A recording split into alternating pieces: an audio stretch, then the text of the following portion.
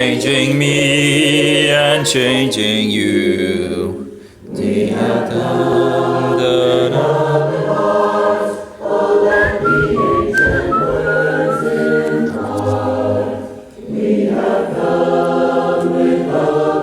we go. Ten words. There we go. Yep. Yepsy dipsy and rolling, I guess. I guess I need to stop the music. Still, again, toying around with the music player. And apparently... Dee dee dum da dum da da da da. La da da da da da da da da da dum. La da da da da da da. Are you washed in the blood? Oh, anyway, I can't remember it totally. But anyway, that's from Anabaptist, you know. So, it's day 8. And yes, you know, I still have, you know, still the arms and all that, you know, when I'm, you know, bicycling outside and sweating and all that, you know, it becomes worse on the arms. But again, it seems to actually still become better. So it's wonderful in that sense, and hopefully it will continue in that direction. I'm on day 8 with Diflucan and Berberine and some Geranium. Oh, what do you call it? Geranium oil. And I guess I'm actually emptying this oil pretty quickly. That's nearly half already. And I got it up. I guess I'm drinking a lot of it. I was like, let's get it down there, right? I don't know how long the Geranium stays in the body in regards of effectiveness. The Diflucan has a half-life of, what was it? Was it 24 hours or something, or 70? No, 24 hours. I can't even remember. But anyway, it's a longer period, and you take the Diflucan to up. You take a beginning dose to get it up where you want. So that's a larger dose than the next couple. The next stage that you take it. So you take it to get it up there where you want it. And then it, little by little goes down, and then you just put some fuel on, and it gets up again. So it's effective. It takes, I think it was around 7 days to get out of your system after you stop taking it, or something like that. I think it was around 7 days to get it all out of your body. So I think it was around 7 days. Or maybe less. But in any case, it takes a little time to get it out of your system after stopping to take it. Berberine, I don't know how long that works either in regards of how long it stays in your body to be effective against, the candida. I must say I don't really write down what I take. I just take a little here and a little there and all that, and I'm taking a little, more than is suggested for sure. But there doesn't seem, at this point, there seem to be some issues in the beginning, where I took higher doses. Actually, I think I took 12 one of the days, and that was way too much. But, I wonder if that's upload or download in regards. That's upload. Okay, so it shows the upload now. Okay, up in the corner thing. Okay, just installing some programs in regards of anyway, getting back to the topic. So the Berberine is you have to be careful about that, as it is said to be one of the powerful antifungal, and the same thing in regards of Geranium oil is said to be powerful antifungal. And of course, the Diflucan as well should be a powerful. That's a primary medical mafia item they use against fungi in regards of Candida albicans and so forward. I can't remember if there's. But anyway, primarily in regards to Candida albicans, that's the fungal infection that is the most prevalent in regards of Candida. So there's a lot of information that just runs out out the window because there's so much. Because I can't remember if Candida albicans is actually the fungus infection that most people actually mostly, because there are other issues. But anyway, so I'm still continuing with this, the Diflucan, the Berberine, and again, the Diflucan and Berberine working synergistically. In regards of the Diflucan works, even if the fungi has become resistant to the Diflucan still stops the production of the thing I tend to forget what it's called. And that's the very thing that the fungi needs to protect against the Berberine. So even if it has become, in some sense, resistant to the Berberine, where it just produces more of this to defend itself against the Berberine, well, if you take the Diflucan, it can't make this, which is, what is it called? You have, when you have the cells in humans, you have, what's called, the thing that they always say is bad, in the past anyway. Oh, so bad, what was it? Cholesterol. Okay, so I have ergosterol, yeah. So, as far as I remember, the only thing that the fungi can do to defend against Berberine, in regards to the articles I've read anyway, if I remember correctly, in regards to, so much stuff, and just a full glass, and every time I fill something else in it, something else spills out. But anyway, so the only thing that if you take Berberine and over time, the fungi might become resistant, or in some sense, produce more of this ergosterol, so thereby I do wonder if you could maybe just take more Berberine then. I don't know, but as far as I understand, from the articles, they didn't really say anything. I do wonder if you could just take more Berberine, if that would have could be able to overcome it. I don't know. But in any case, if you take Diflucan and Berberine together, even if the fungi has both resistance to the Berberine and the Diflucan, well, if you use both of them, it is going to be killed. And as I understand it, there's not really any resistance that it can do to it, as far as I know. The Diflucan goes in and stops the production from this thing, which I can't remember, to ergosterol. And thereby, when it cannot make more ergosterol, then the Berberine, which the fungi only is able to defend against with making more ergosterol, is being killed, by the Berberine. So you have a synergistic where you have two ways of getting at it, in some sense. But of course, if it's not resistance to either of them, it would be a double or triple whammy, I would think, if you take it in the beginning. So I would, you should probably be careful in regards to starting out with that, because just taking the Diflucan in the beginning can just go haywire. The first 4 days I took Diflucan, it was just total haywire. That was haywire. Yeah, that was. Wow, so I would suggest not to just not start out with it, because you probably might make a huge impact. I think it would probably be more sensible to just look at how you would actually react to the Diflucan before actually fixing things into. But of course, this second time I pretty much just started out with everything, so I didn't really. But the first time that was horrible. That was utterly horrible. Yeah.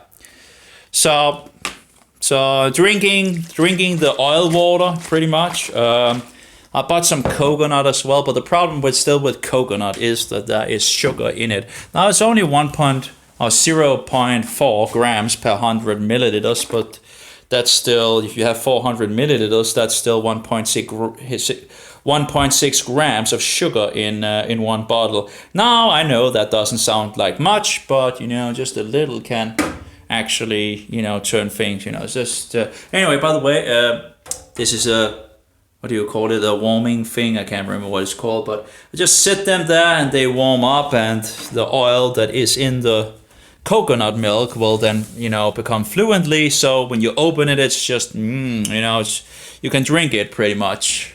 And again, it does taste a little, you know, what shall we say, you know, but it's still, you know, it should still be healthier than the rest of the bullshit that is out there. And actually, I found out that even if it's a little warm, it actually does taste pretty good. You know, when it's, I wonder if I actually preferred warm than cold. You know, I don't know, but it does. You know, it doesn't taste bad when it's just, you know, a little more, you know, having stood on the, you know, on the warming heat sink, whatever. So yeah, I'm making some chicken at the moment. Actually, I'm not that hungry anymore because I've been eating some cheese, which, you know, cheese is a little, you know, you have to be careful in regards to the cheese. But it was like a little candy in some sense, you know. Some unpasteurized, you know, real Jew cheese, you know, living Jew cheese, you know, without any, no Holocaust treatment or anything like that, you know, real raw, you know, milk, you know, made the cheese, you know, that was nice. So it's going pretty good. It's actually, you know, in regards to the treatment, I think it's going pretty good. Now I could feel, you know, it seems like I'm feeling better, you know, the symptoms seem to be getting better. They are still there, but they seem to still go down. So I hope they would go into zero totally submission, but, you know, I still have a good amount of time of Diflucan, and I'm still going to take the Berberine, and of course drink the Geranium and Geranium, what is it called? Geranium, I think it's called. And to continue with that, at least, you know, I'm not dead in regards to it, and it gives you it also gives you a relaxing sensation, this Geranium. So if you're, for example, if a smoker like I was in the past, and you want something that can relax you, you know, if you're going to stop, you know, smoking, if you take some Geranium, you know, or if you are sitting in the car, for example, and you get mad while you're sitting in the car and so forward, well, you know, if you put a couple of drops in your water bottle, you might find some relaxing. And it's good for you as well. You know, it's you know, so many positives, you know, side effects in regards to this. You know, primarily I'm just taking it in regards of, you know, killing fungi, right? But the side effects of this is wonderful. Absolutely wonderful reading in regards of those so-called side effects, you know. So those, you know, heart protecting, fungus killing, parasite killing, restoring DNA damage or something like that. You know, there's so many weird things that, you know, they say, thumbs up, this is great, and antioxidants and whatever, and it relaxes you as well. So again, it might actually help you sleep as well in regards of, you know, feeling relaxed and so forth. So, and again, a powerful antifungal. It's said to be in the category of, you know, of the, you know, number ones like Berberine and Diflucan. So again, 3 powerful antifungal remedies, and again, I read, you know, in regards of being synergistic with, but it's, the thing is, Geranium works a little differently than it's not really working like in the sense of synergistically like the Berberine and the Diflucan, where they, you know, uses each other. Here, the pretty much the Geranium, as I understand it, are just, you know, it's attacking it on another level, and that of course helps, you know, with other remedies as well. So, you know, attacking it from different sides in some sense.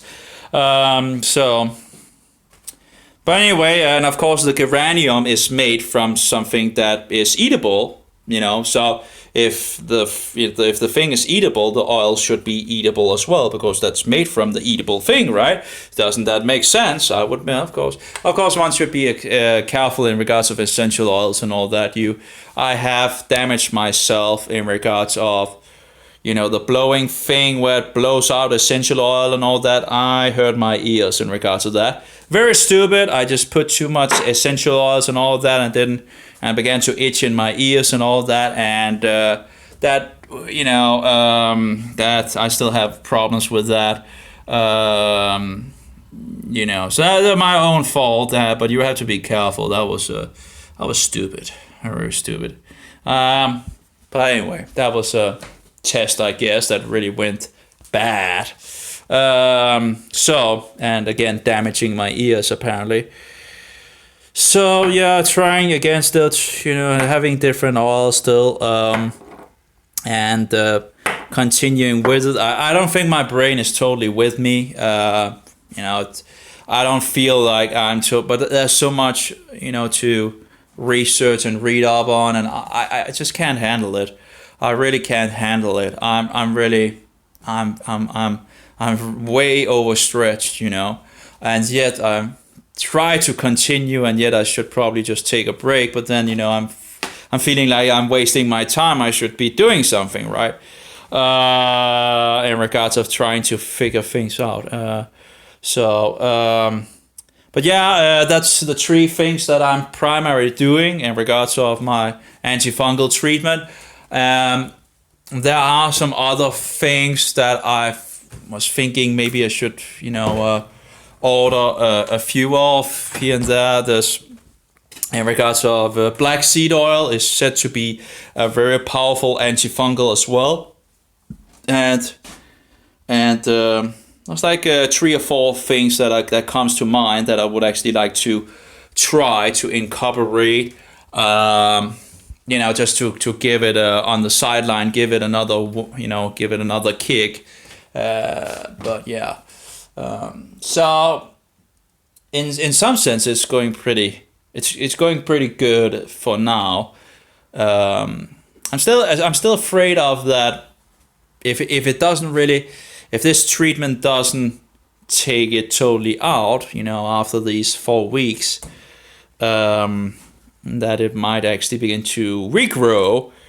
It seems to be very persistent, and you know, after the first treatment, and I began to have issues in regards of my breast again with these, you know, I have these like a lightning going through my breast, you know, it's kind of, it's hard to describe it, but after it went to my breast, you know, both sides and all that, I began to have these like, you know, flings or something like that going through my breast, and I was like, you know, sometimes ago that it began to, and I was like, oh my, and I got my heart checked and all that, and because I thought, well, this is in, but it's in the breast, it's not the heart, it's in the breast. That, of course, you know, in regards of these, you know, these, it seems like the fungi might perhaps having some problems and trying to, I don't know, but you know, you have these where you have these where you can feel that there's like these hard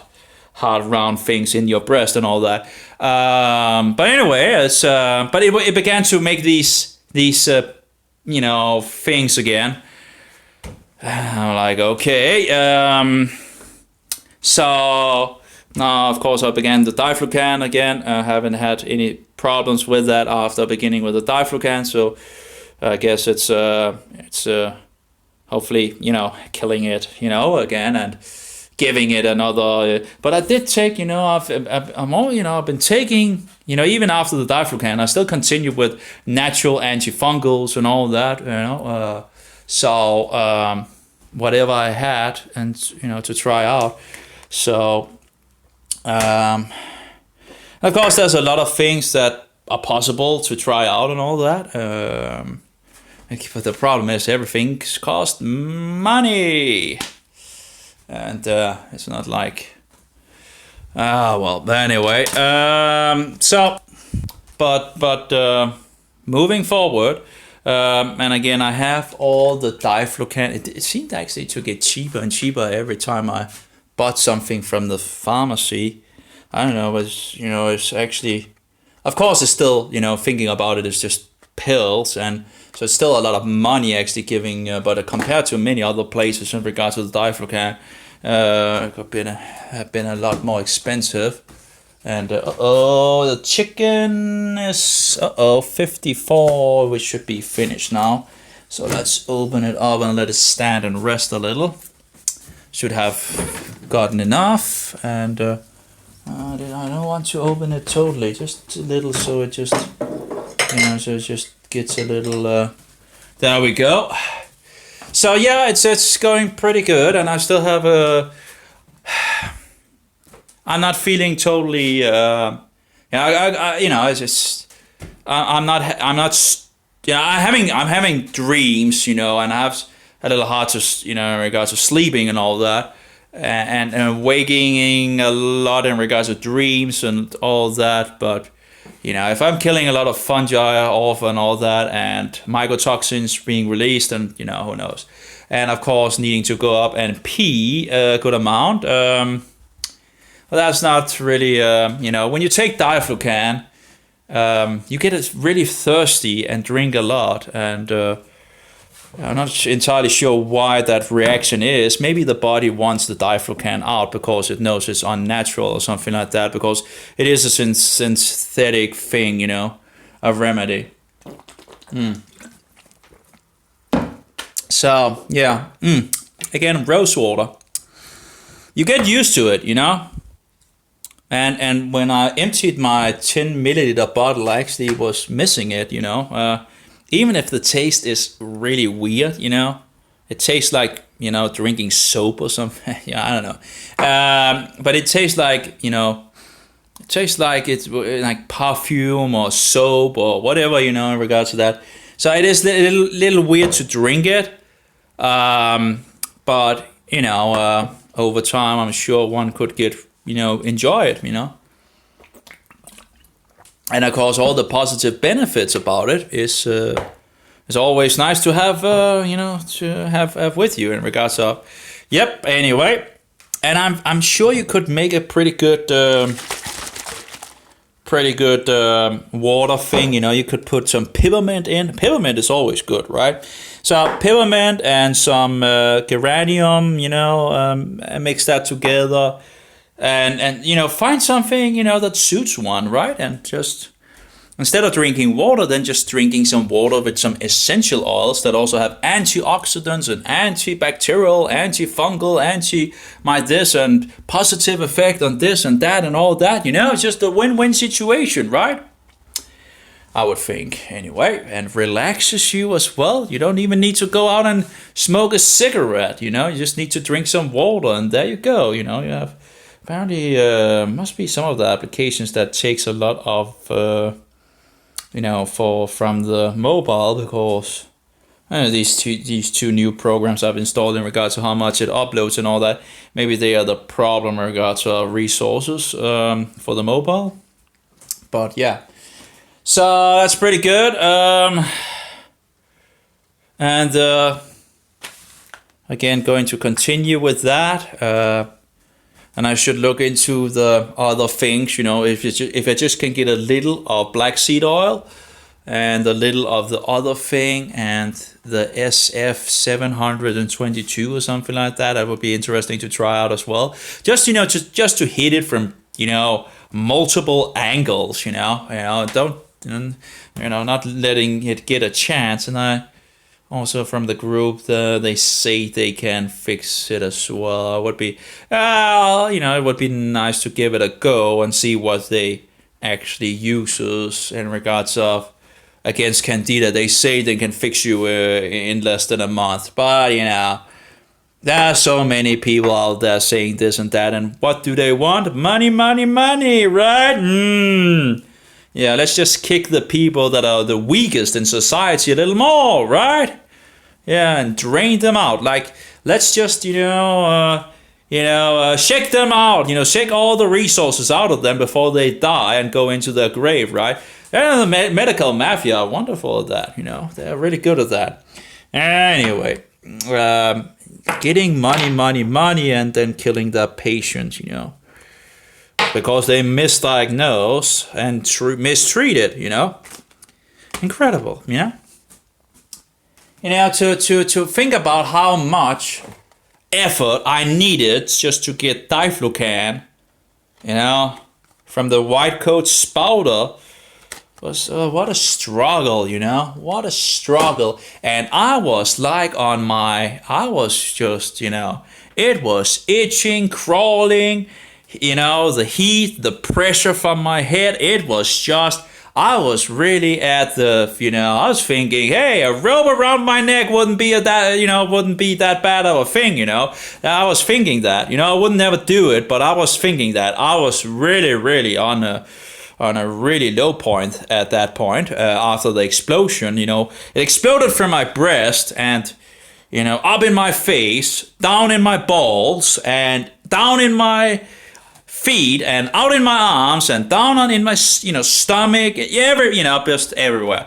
And it was just utterly horrible, and it was just itching. It was, the heat was like, I felt like it was pressuring it from the inside.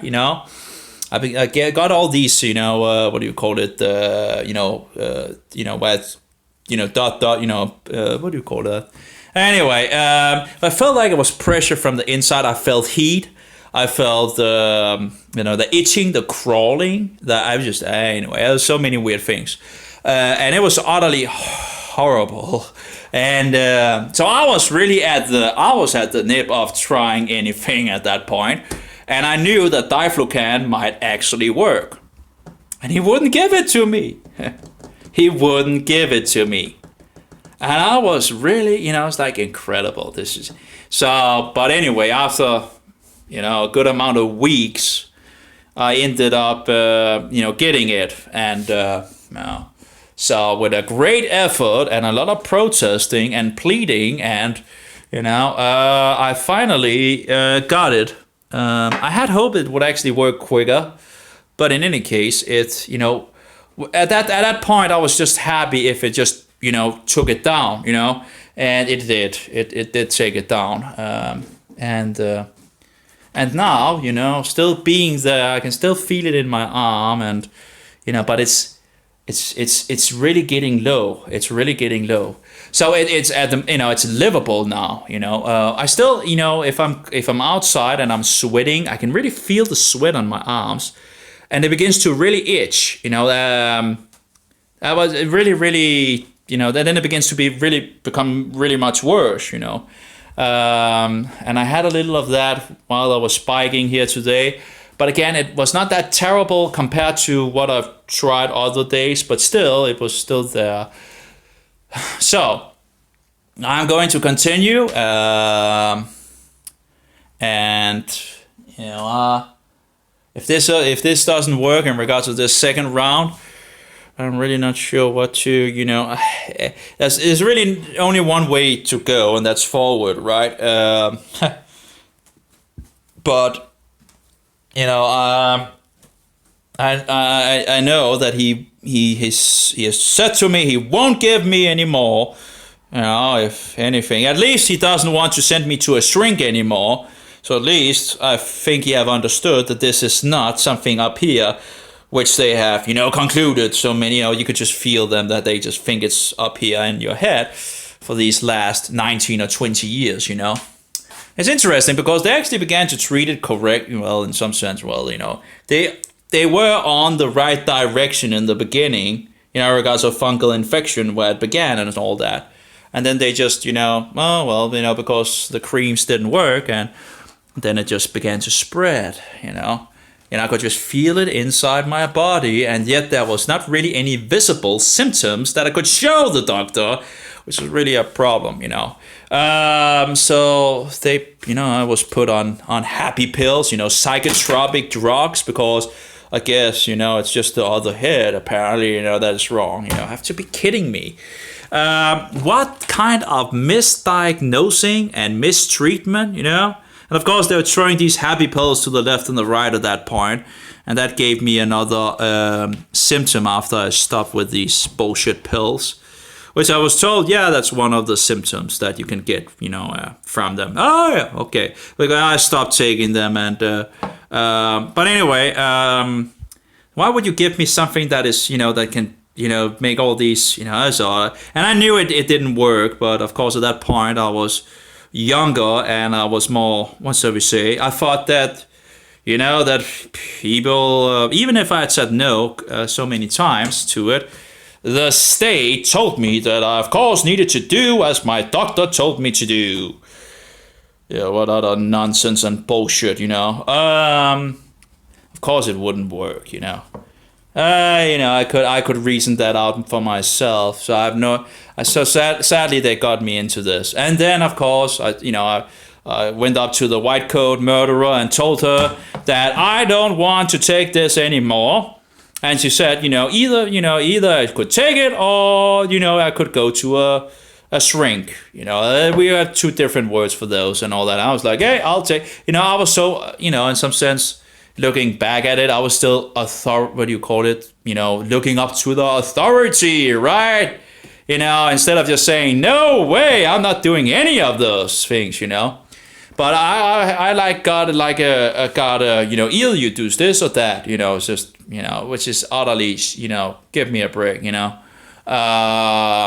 So getting like you're either, and I'm like, hey, I'm not going to take any more of these pills. So you just send me to this shrink instead, But anyway, that's two different kinds of shrinks. There's the shrinks that wants to just, talk for a talk, And then there's the shrinks that just want to stuff you with pills, And that was the last two doctors I was at. They just wanted to send me to one of these pill-filling shrinks, and I know that's not going to work. If anything, it's going to make it a lot worse, because it's just, it's a misdiagnosing and thereby mistreating the patients. It's bullshit. It's utter bullshit. And if you don't take your brain into the doctor's office, he might murder you. He might lead you to the grave by the hand while he's fixing all the money out of you. Now, of course, in the Danish system, we don't really pay directly for, so that's more in other nations where you do. But anyway. But at least I think he has understood that this is not something that is wrong up here, which of course I do not accept either, because it's utterly bullshit and nonsense, It's like people just wants to be, hey, there must be something wrong up there. Absolutely not. And of course, if there's something wrong, you can. I would credit the happy pills in regards of if anything is wrong up there. Okay, if it doesn't function as well as it should, it's probably some of the mistreatment I've gotten from the medical mafia. And all the rest of the bullshit that they are selling in the stalls. And you can't even get living Jew milk in the stalls, Only Holocaust milk, Holocaust cheeses. Well, it's a little easier to get a cheese that is, a real living Jew cheese, But most of them are Holocaust cheeses. And in regards to the milk, that's pretty much everything, 100%, is having gotten a Hitler treatment.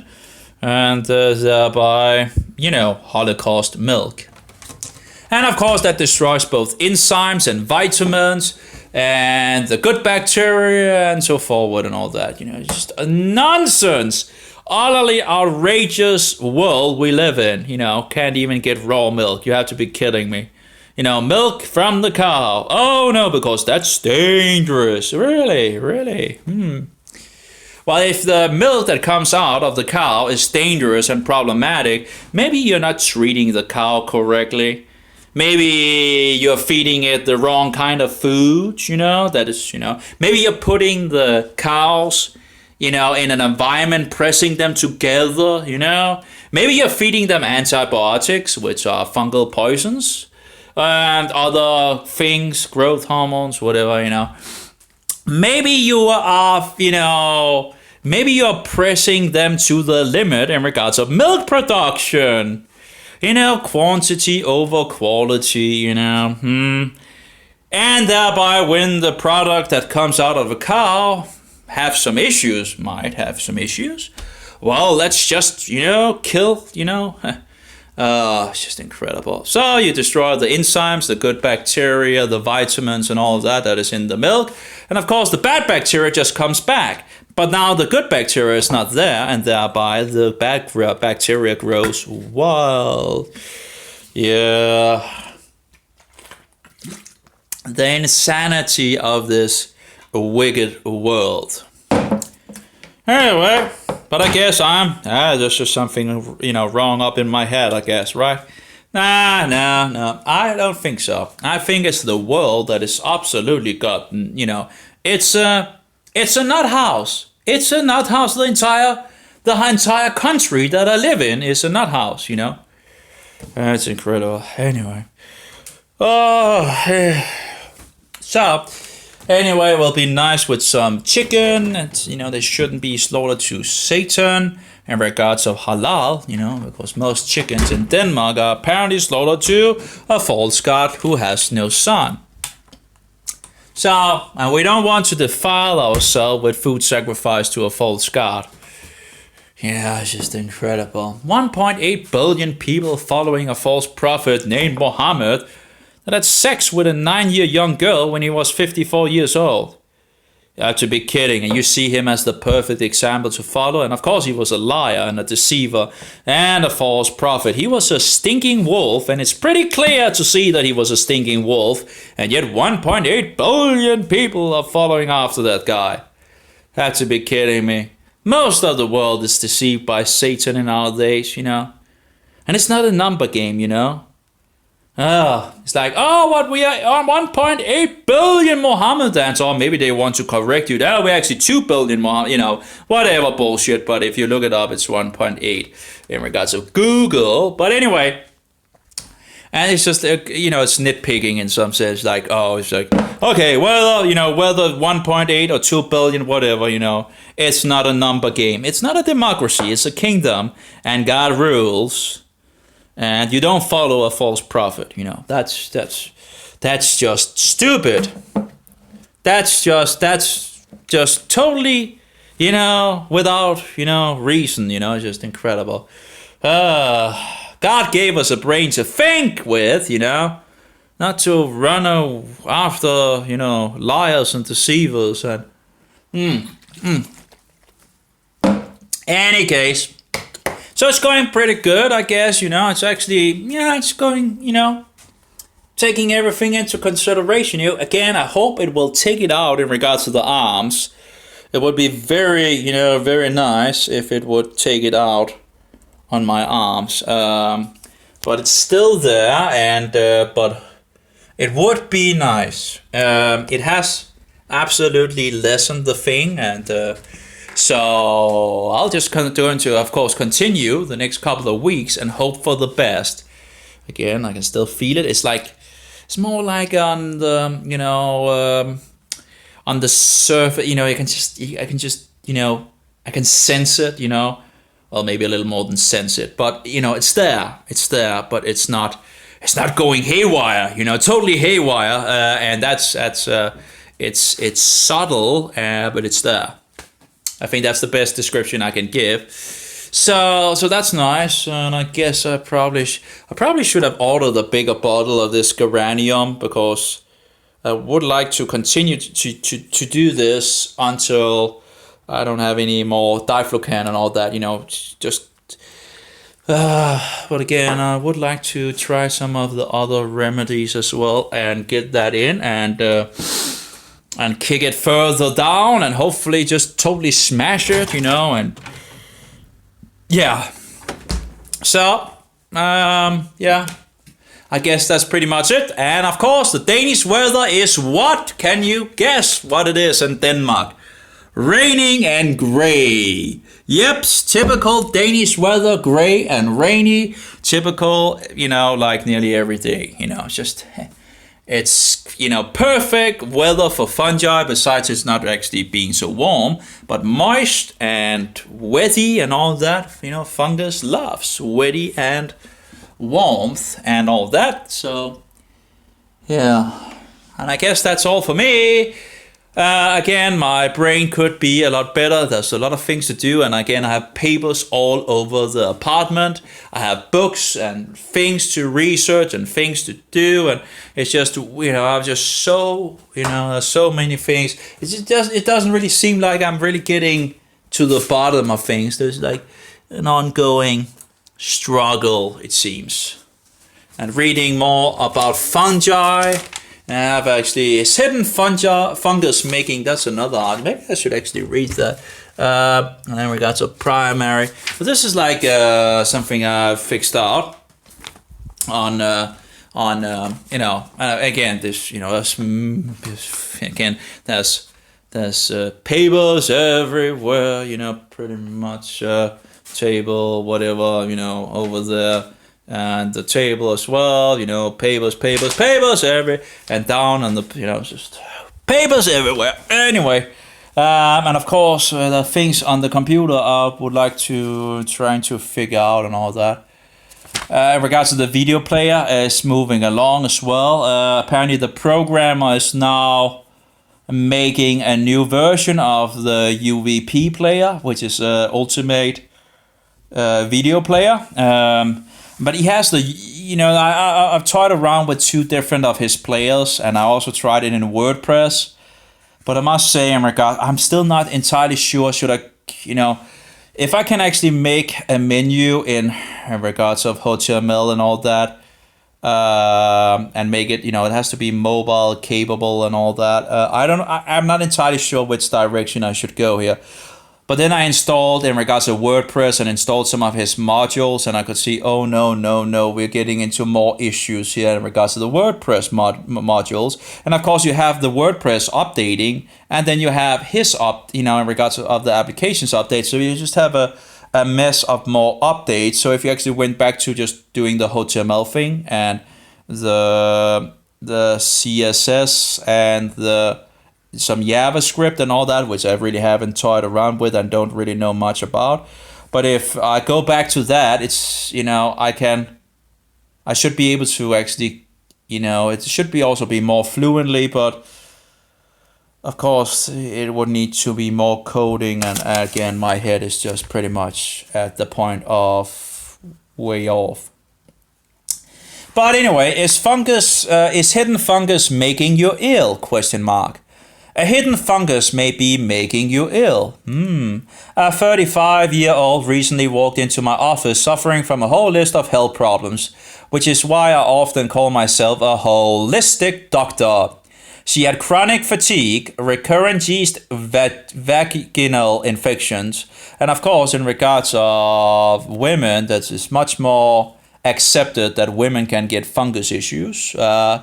So because it's downstairs and all that witty and so forward. Anyway, she has chronic fatigue, and I guess moist and dark area and all that. But and if women are taking fungus poison in regards of antibiotics, which actually means against life, they have a greater risk of getting issues down there because they're killing the good bacteria, which controls the fungi, and thereby the fungi might go haywire. And thereby then they get, the one cure pill in regards of Diflucan and so forth. Anyway, let's get back. So she had chronic fatigue, recurrent yeast vaginal infection, itchy ears. I have itchy ears, but I don't think the itchy ears have something to do with the fungi. I think it's because I pretty much messed them up with the essential oils. I had this machine again where it blows out the essential oil, and I have to be careful about that. And I remember it began to itch in my ears, but I didn't really. I should have stopped at that point. That's just stupid. Anyway, dandruff. Yep. Actually, it's interesting. While I was on the treatment on Diflucan, the dandruff when I took my hair off, while actually, I couldn't even go 2 weeks in regards of my hair before needing to cut it off because it was itching so much at that point after the explosion. And after the Diflucan and the other things that I did, the first treatment, it stopped actually, it seems to actually stop having dandruff. But yet it seemed to actually begin again after, and I even did other antifungal things, and then it begins again, and it's a little saddening to see, so I don't know in regards of how it is now. It doesn't seem too much of it. But anyway, yeah. I think I've had hair for a month now, and it's closing to the new moon and all that. And the tradition is that I take it off at that point, or but I did wait, I think, 2 months in the last part where I just let it grow, and I let it grow before, and then I started on the Diflucan and let it grow, and actually, but anyway, so. And also in regards, I couldn't either wait with this for 2 weeks because it was so itchy as well. So still, you can still feel a little, but it's not like I can, I've been able to, I can go a month now again with no problems. If the beard gets too long, I'm usually getting some dry skin and all that, and it can begin to itch and all that. But that's more normal as usual thing that I've had before. The other thing was just way it was different and it was worse, much worse. So I just after even before 14 days, I was just I had to cut it all, the hair and the thing and all that. So at least I can go a little longer now without any of that again. That's nice. She had chronic fatigue, recurrent yeast, vaginal infections, itchy ears, dandruff, patchy itchy skin rashes, irritable bowel syndrome, muscle twitching, acne, rosacea, I'm not sure, malabsorption, headaches, and more. Actually, in regards of headaches, I haven't really, I've been really what shall we say, blessed in that account. I haven't really had that many headaches in regards of any. So anyway, these symptoms can have multiple causes, but in her case, all of these problems were related. Oh, what could it be? Having all these different symptoms, what could it be? What could the problem be? They are symptoms of an overgrowth of yeast in and on her body. This patient had such a fungus problem that she was practically a walking mushroom. The cause was clear. She had taken many courses of antibiotics. That means against life. And what is antibiotic? It's fungus poison. And by the way, it makes, if you take antibiotic for longer period of time, your risk of getting cancer, which of course is just fungus, but anyway, gets higher. Now, of course, they don't want to tell you what cancer really is, but, fungus. But, there's money in murdering people and not telling them the truth, but anyway. So anyway, many causes of antibiotics over the years. It's interesting. What works against cancer works against fungi, right? And fungi goes around in the body. Cancer goes around in the body. Oh, well. I have so many things that parallels, and when people are getting cancer and they are living in an apartment or household, or they are working at a place where there is fungus, mold close at hand, well, and of course, how do they give cancer to mice and rats and rabbits and all that? Well,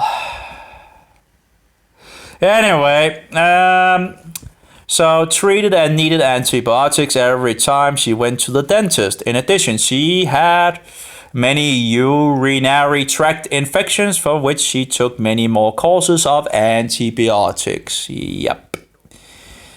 So frequent use of antibiotics disrupts the normal balance between healthy bugs in the gut. Yeah, well, it destroys all the good bacteria. Not only the bad guys, well, they say they're the bad guys anyway, but, the bad guys might actually have some, we really don't know that much in regards to the body.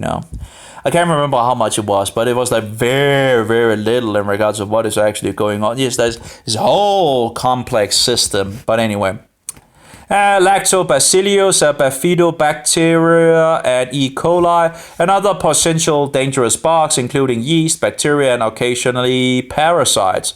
These bad bugs are usually present in small numbers in the digestive system, but when the good bugs are killed by antibiotics, with fungal poison, are not fed with adequate fiber, or the bad guys are fueled with too much sugar, or the gut delicate ecosystem is damaged by too much stress, then yeast and other noxious agents. Noxious. Oh, that's an interesting word. I'll just fix it. Actually, I heard some Danish thing in regards of good bacteria in the gut and all that. She said you needed to eat a specific thing, and the thing is, if I eat that specific thing, I just totally explode, But that was something in regards of if you have, I think it was the same source that she told about, if you have problems with that in regards of gas and all that, that means that you have not enough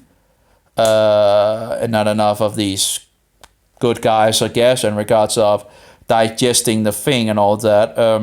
But absolutely, if I eat those, I can't remember, Jerusalem, Arctic skunk, is that what they're called? It's just incredible. That's totally farty, I'm getting totally, if I eat that, that's the food that I'm just totally, gassing on, that's for sure. I don't know if I could actually get, I just need a little and it just goes haywire. I don't need much. And when I then eat a lot of it, because it actually tastes pretty good, I like it. But she was talking about that would feed the good, good bacteria. And so that's something I need to look into, because if that could help in regards of restoring the good guys, and of course, being able to go against the bad guys and all that of course would be one thing to do and incorporate. But I haven't really, I would need to start very, very little. I would also try to actually juice it, because some say that it might actually be the fibers that can make you bloated. Apparently different people have different issues in regards to different kinds of foods. But the Jerusalem artichoke, I think it's called, is absolutely the explosion that I have. But I read this, I think she's a doctor or something like that, an alternative one, but she's still higher educated and all that, have a website and all that. But I think she was talking in regards of artichoke, and so I'll need to look into that anyway at some point. If that is something I need to put into my diet just a little, or maybe rip it up and put it in my beef and all that. So anyway, like so many other antifungal things and whatever. Anyway, this can result. Okay, so noxious agents take over. Okay.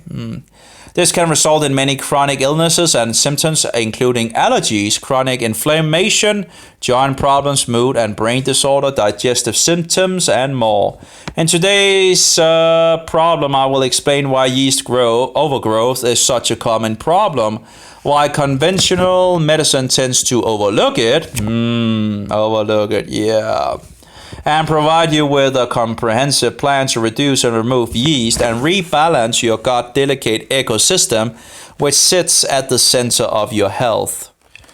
And that seems to be more and more of the case, that if you can fix the gut, other things might, fix itself in some sense. But anyway, and today's problem, oh no, we already read that. Yeast, okay, so center of your health. Yeast a common but often unrecognized problem. Yeast overgrowth is quite common, but many people don't know they have it, and conventional doctors tend to ignore it. Yep.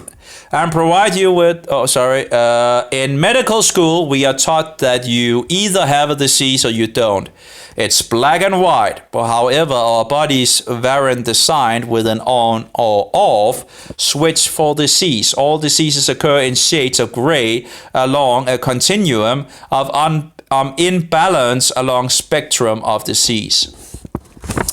Many tests we use for diagnosis of yeast problems are not definitely or foolproof. Some can be helpful if they come out positive, but don't rule out yeast out if they are negative. So even if they're negative, you might have an issue, you know. Medical students learn about fungal and yeast problems, but only in a limited way. They know that AIDS patients have severe yeast and fungal infections and need long-term antifungal treatment. And if I remember correctly, Diflucan was made for AIDS patients in regards of fungal issues. And when you read in regards of the Diflucan and the treatment, and how they look at, you know, they just the Danish health thing, you know, whether it's, you know, it seems like they are only, you know, if you have AIDS or cancer, you know, if you're on the end of your rope, then you can have a fungal infection. But before that, apparently not. You know, they don't seem to have any focus on it at that point. So, people with diabetes, and of course, diabetes is, you know, as far as I can gather, a problem from fungi. Anyway, I saw this thing where they were eating olive leaves, you know, chewing olive leaves, and they never got diabetes. Now there might be other factors. This is in the Middle East and all that, but they never got diabetes, and they were eating these or chewing on olive leaves. I don't know if they actually, if they you know, swallowed them, but at least they were chewing on them, you know, and there's said to be antifungal things in the olive leaves. But I do wonder if it's possible to actually eat them, you know, and if you can eat them, why not eat them? Because then they will go through your system, you know, antifungal, you know. Anyway, it's something I would need to look into if you can actually eat them and all that. Medical students learn about fungal and yeast problems, but only in a limited way. They know that AIDS patients have severe yeast and fungal infections and need long-term antifungal treatment. People with diabetes tend to grow yeast because yeast likes sugar. So people with diabetes tend to grow yeast because yeast likes sugar. Babies get thrush and need antifungal treatment. Women get vaginal candida yeast infections, but as I understand it, if they actually have a problem in the vagina already, it might actually already be around in the body, because it might actually have gone from the blood, you know, from the gut to the blood to the vagina. But anyway, that's I guess it's different conflicting informations here and there, but anyway, I guess a place like the vagina would be a wonderful place for candida to, you know, anyway, you know, it's moist, it's dark, it's warmth, you know. Anyway, so women get vaginal candida yeast infection. All of these are well accepted and treatable problems. And the thing is, when you take Diflucan, you know, when you take the 1 cure pill, or you might actually take more than one, but it's, you know, known as the 1 cure pill. That's in regards to the vagina and all that. But you have to remember that the Diflucan works all over the body, you know.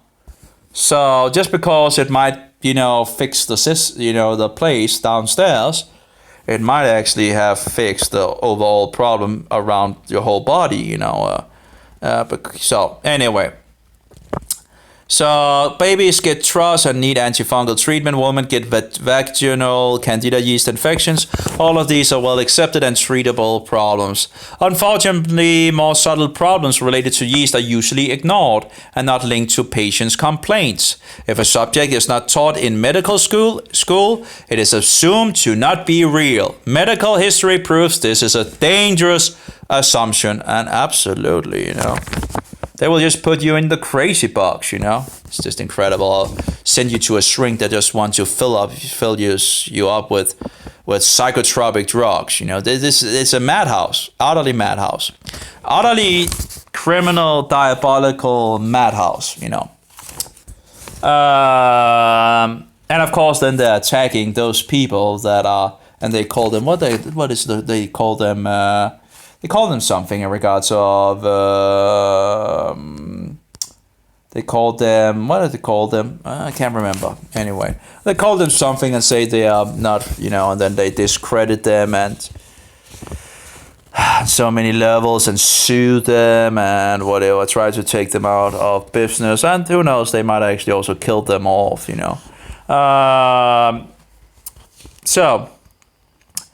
Unfortunately, more subtle problems related. It's a multi-billion business. So, people will do a lot for money. Anyway, unfortunately, more subtle problems related to yeast are usually ignored and not linked to patients' complaints. If a subject is not taught in medical school, it is assumed not to be real. Medical history proves this is a dangerous assumption. On the other hand, many alternative practitioners overdiagnose yeast problems. However, there are many people who do have yeast problems, and most of them don't know it. You see, they don't know it. You have a yeast problem, but you don't know it? How is that? There is not enough research on this topic, but the collective intelligence of many doctors working in this field for decades with thousands of patients and helped us learn how to appropriate, diagnose, and treat this often misdiagnosed problem. Yeah, that's, a lot of misdiagnosing is in the system, and you're murdering a lot of people. We know that yeast overgrowth can be triggered by a number of things. These include high sugar. What does cancer love? Sugar, sugar, sugar. What should you not feed a cancer patient? Sugar. What are they doing? Well, sugar, sugar. Yeah, it's just...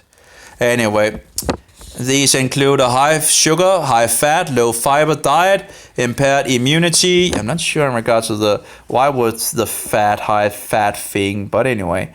We know that yeast overgrowth can be triggered by a number of things. These include high sugar, high fat, low fiber diet, impaired immunity, use of drugs like antibiotics, with regards of fungal poison, birth control pills, why would you take those?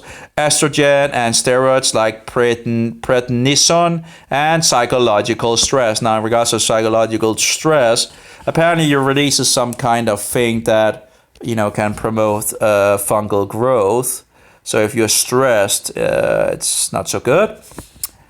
I do wonder in regards to the fiber. Anyway, I guess it's something I had to look into.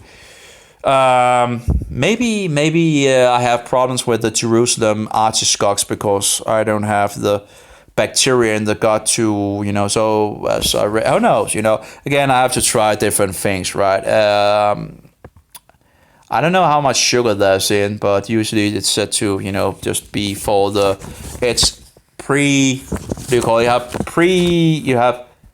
probiotic and you have prebiotic, and it is said to be a lot of prebiotic in regards of the Jerusalem artichoke, things that the good guys eat. And then you have probiotics that are the good bacteria, and then you have, of course, antibiotic, which is against life, it's fungus poison. Anyway, against life. Then a probiotic, that's for life, promoting life. You have prebiotic in regards of feeding those good guys.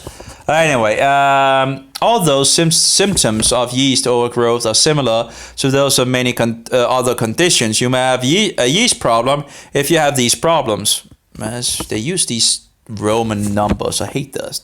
Anyway, General symptoms, chronic fatigue, loss of energy, general malaise, not sure what that is, decreased libido. I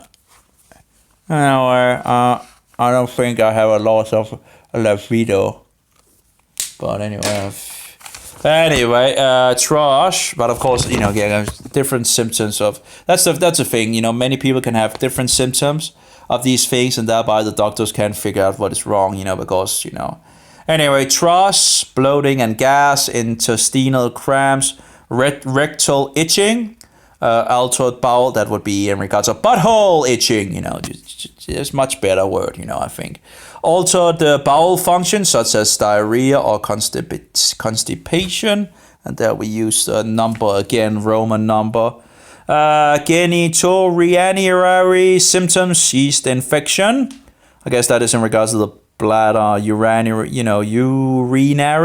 Frequent bladder infections, interstitial cystitis, irritable bladder apparently. Hormonal complaints, menstrual irregularities like pain, bleeding, and so on. Premenstrual syndrome, thyroid dysfunction, nervous system complaints, depression, irritability, inability to concentrate, and immune system complaints. Let's see what we have that. Next page. We have allergies, chemical sensitivities, and low immune function. Past history, chronic yeast infection, chronic antibiotic use for infections, or acne. Now, I do wonder if acne is just actually fungi. It seems at least there's some acne that might just be fungus related. Maybe more than just. But anyway, and the same with the psoriasis or I can't even say it. Fungus. Oral. No, wait. I think that was actually bacteria that also could make things as well. But anyway, in regards of a lot of the symptoms, they look like fungi. And it's like they're saying, oh, well, this is just cells that grow out of hand. Are you kidding me? Look at it. It looks like fungi. Are you saying, oh, just, skin that grows, and it's itching? And you have all the symptoms that in regards to fungi. Itching and, warmth and pain, and, just, anyway. So we have chronic yeast infection, chronic antibiotic use for infections or acne, oral birth control pill usage, oral steroid hormone usage, associated conditions, sensitivity to foods, chemicals, or other allergens, eczema, psoriasis, there we go. And psoriasis, if you look at that, different kinds of psoriasis, but looks very much like fungi to me, like the what is it called? The tell, looks like fungi growing on the skin. Oh, like tell things, that grow out, grow out of the skin, like, and hanging whatever, different places. What does that look like? A fungi coming out, growing on your body, growing out of your body, anyway. Irritable bowel syndrome.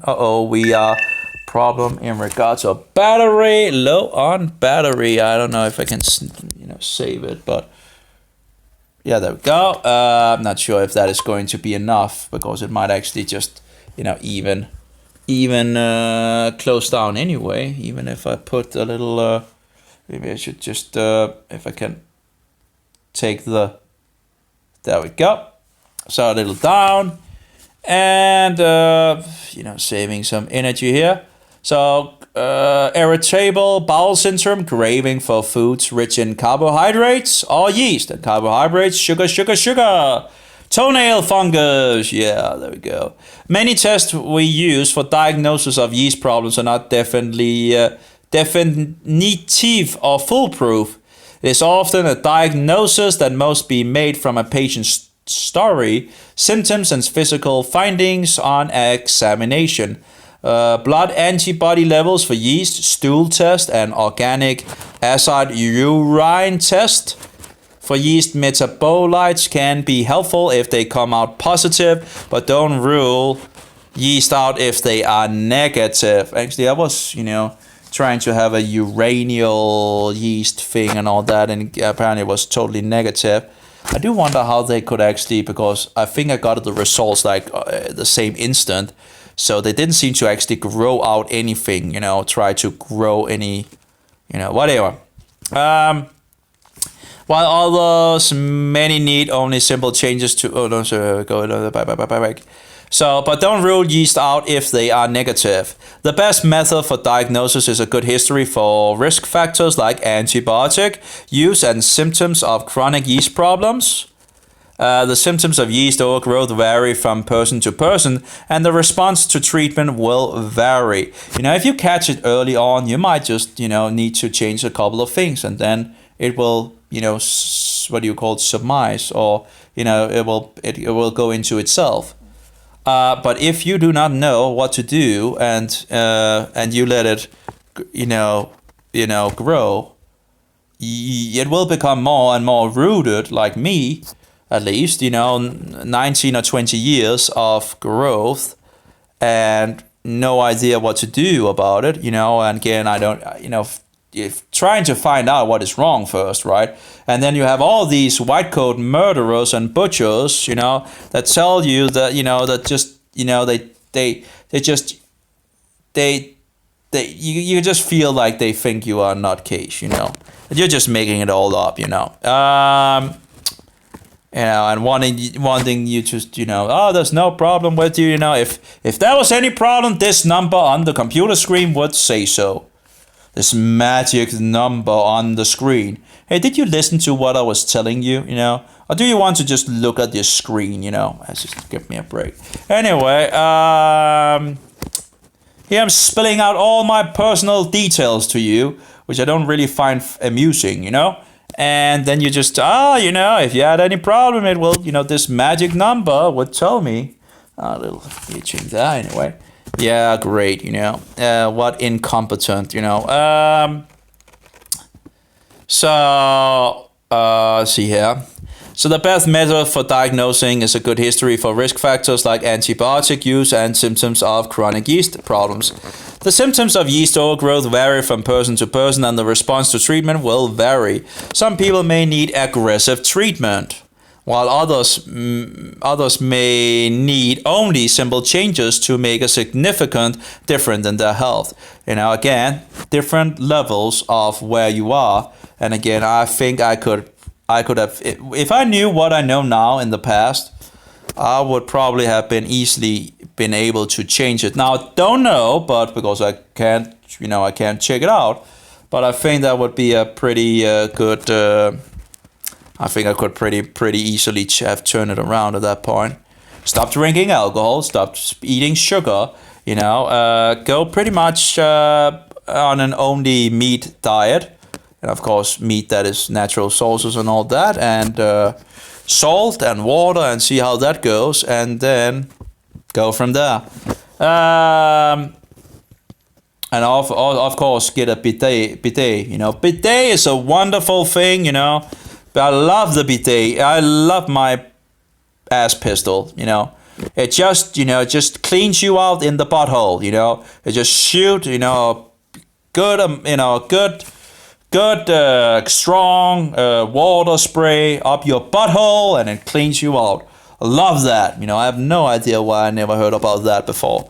And if you're eating only meat, it might become a little more messy on the toilet, so it's even more of a wonderful thing too, and it was very cheap actually.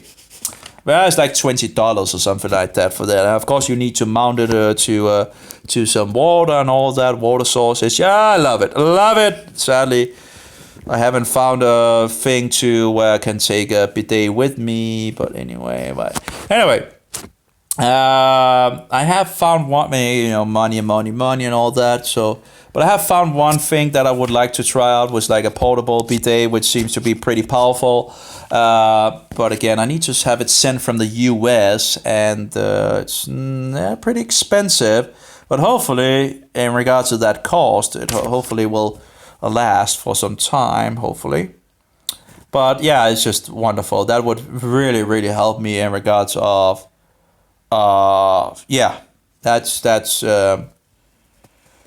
you feel much more cleaner when you have, and you are cleaner.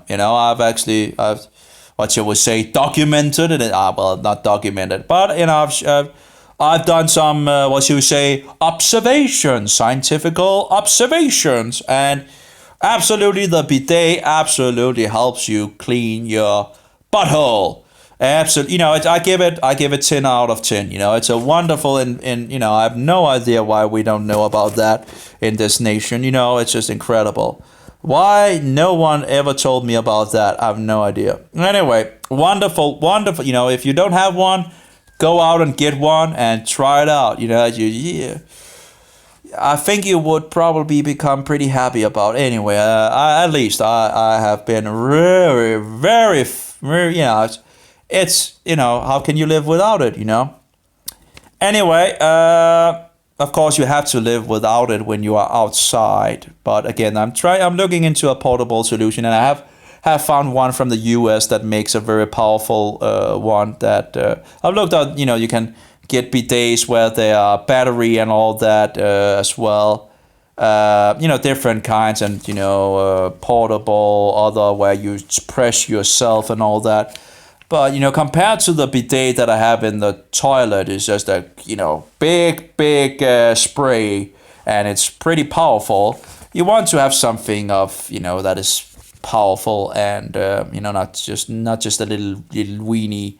Anyway, let's get back to it. So, but bidet, it's like BIDET. Bidet, and you can get the bidet. You don't get those for the toilet where they are sitting on the toilet, because that's mess.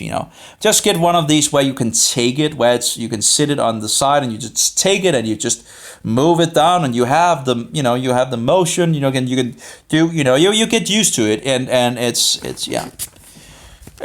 much easier. It's cheap, and you don't have any problems in regards of needing these fancy whatever. Much better with the pistol, with the water pistol. Instead of getting into all the other things, it's just, and then it doesn't fit the toilet, and then it's just a little spray and whatever, and whatever. Anyway, and I guess you need to sit at the right place for, I don't know, but anyway, the other pistol is, you love that. Anyway, so if you love your asshole or butthole, that's the thing to get, so you don't scratch your butthole with the paper, So overcoming yeast, taking the following steps can no. Some people may need aggressive treatment in regards to fungal infection, while others may need only simple changes to make a significant difference in their health. It's interesting. I was out swimming today. And I didn't really have much energy to swim. Of course, I hadn't eaten anything in the morning and all, because I didn't have anything in my house. So I've just, taken some antifungals and all that, and went on my way. But I must say, I didn't really have much energy to really swim. But I must say, after the swim, I was really, pretty, the body feels pretty. Of course, I'm also taking the Geranium, but yeah, I was just feeling like there's not much more energy in the. Anyway, so while others may need only simple changes to make a significant difference in their health. Again, some might just need to stop drinking alcohol, or taking out the sugar, or just changing their diet a little here and there, and it might work for them. And others might need a huge amount of other changes. Anyway, I recommend a systematic approach to yeast overgrowth. Taking the following steps can help overcome this common but underdiagnosed ailment. Okay, overcoming yeast overgrowth. First, number one, address predisposing factors. I'll just, change the hand here. Let's see here, where did we go? Predisposing factors. I guess I'll just 2 seconds. I'll just give it some color here. I want to look what the word. What I think I do understand what they mean. But anyway, So address the predisposing factors. Don't take antibiotics. And another word could be in regards of antibiotics could be mycotoxins, fungal poison. You see, they take the fungus and put it in an incubator, or what is it called? Feed it, I think it was sugar, and then let it feed on it. And afterwards, they take away the fungi and take the poison they need and put it in a pill and give it to you as medicine. And then, of course, you have a greater risk of getting cancer. Couldn't have anything to do with a fungal infection, in regards of cancer.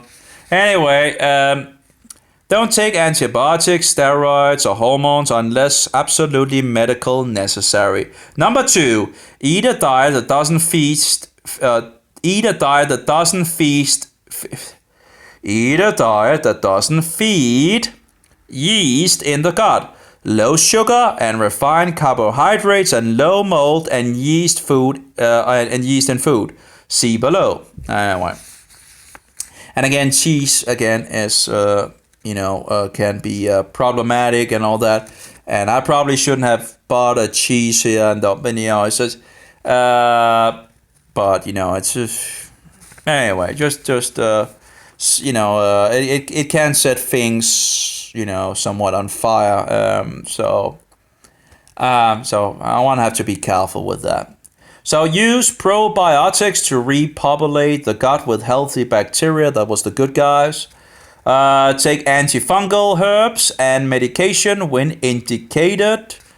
And then number 3 was in regards of use probiotics to repopulate the gut with healthy bacteria. Number 4, take antifungal herbs and medications when indicated.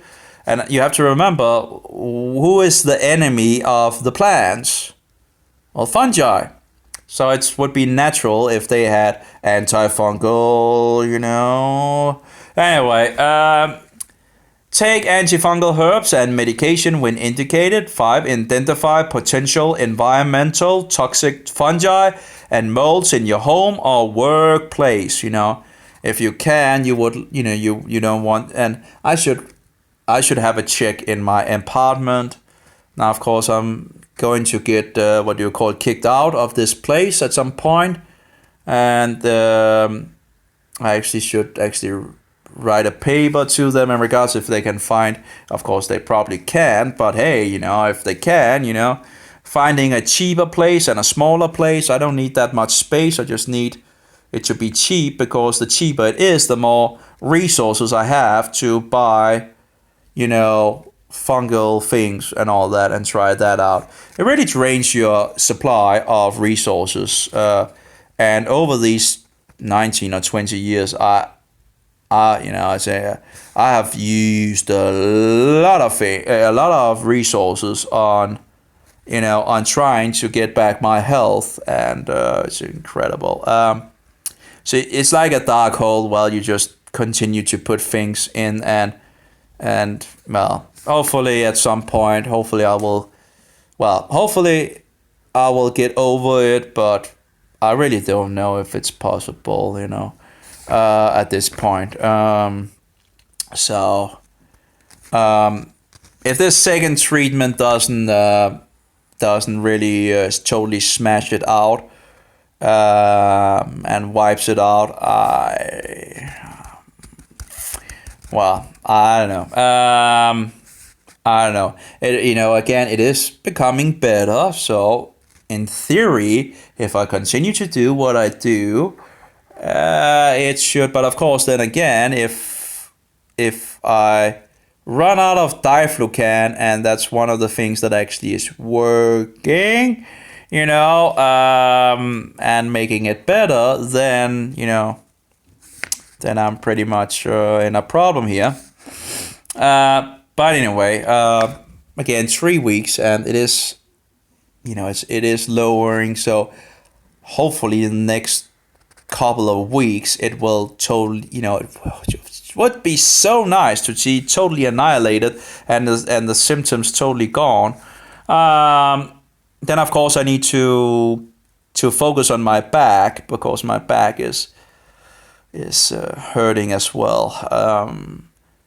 that's more of a, you know, I don't know if I can fix that, but there is a, you know, there's a chance that I can fix that. I've fixed it once in the past, while I was doing a lot of exercise and all that, and roller skating was really good for the back. So I'll see if I can get started on that as well. It's just, you know, when you go down to a hole and on so many levels, but and I smashed my back into a brick wall in the Roman year. That would be the last year in spring, and last spring I with full force I smashed my back into a brick wall, and you know, I was trying to pull something, and the thing that I pulled broke. The leather band that I was pulling broke, and I went flying, and like not far away from where I was a brick wall, and I smashed with full force into that, and lost my breath and all. Anyway, you know, and after that, you know, so I need to have some focus on that as well. Of course, my joints as well. I still need to get those hen's feet, you know, and see if I can get those, and some other. I know a different, you know, still, you know, I have the things up in, you know, the research and all that. I just need to get it on and find the things. I had some trouble. I had trouble getting the things that I needed, and well, anyway, you know, being sure that it's not slaughtered to Satan and all that. Anyway, number 6, reduce stress. And one thing that you can reduce stress would be the essential oil of geranium, or maybe some of the others that have this geraniol in it, which has this rose scent, and that helps to, you know, relax. And not, you know, it really gives you like a relaxing sensation. And that's absolutely helping, you know. So instead of smoking cigarettes, you could just take some geranium oil, and it should have some of, and if you get angry in the car, whatever, you know, put some drops of geranium oil in some water bottle and so forward. Shake and just drink a little of that, and you should be relaxing, you know. If you are one of those that gets over the top when you're driving. Anyway, so the yeast control eating program, a simple 5-day elimination of yeast and mold in your diet, followed by a challenge or binge of yeasty foods will often relieve and then trigger your symptoms.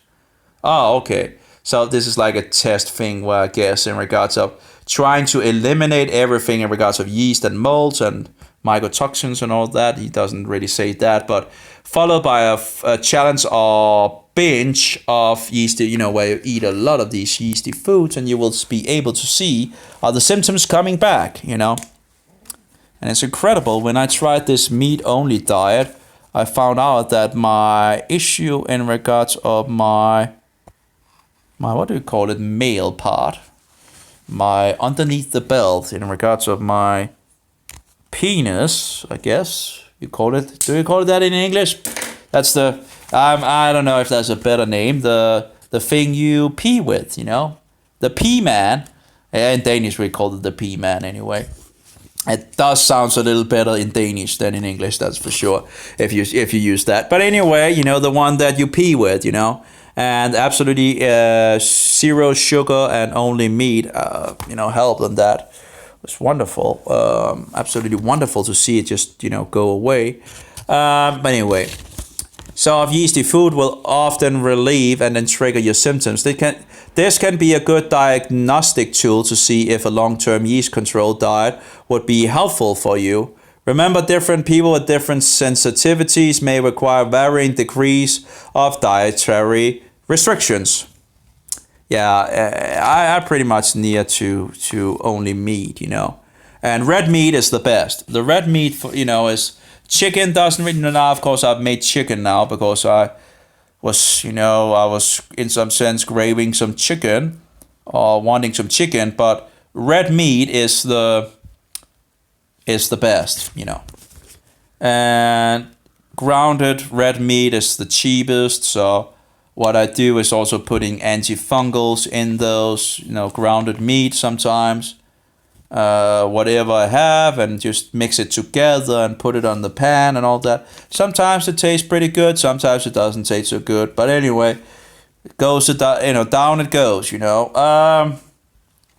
So followed by a challenge or binge of yeasty food will often relieve and then trigger your symptoms. This can be a good diagnostic tool to see if a long-term yeast control diet would be helpful for you. Remember, different people with different sensitivities may require varying degrees of dietary restrictions. Often the process of healing requires listening to your body and its signals and sensitivities.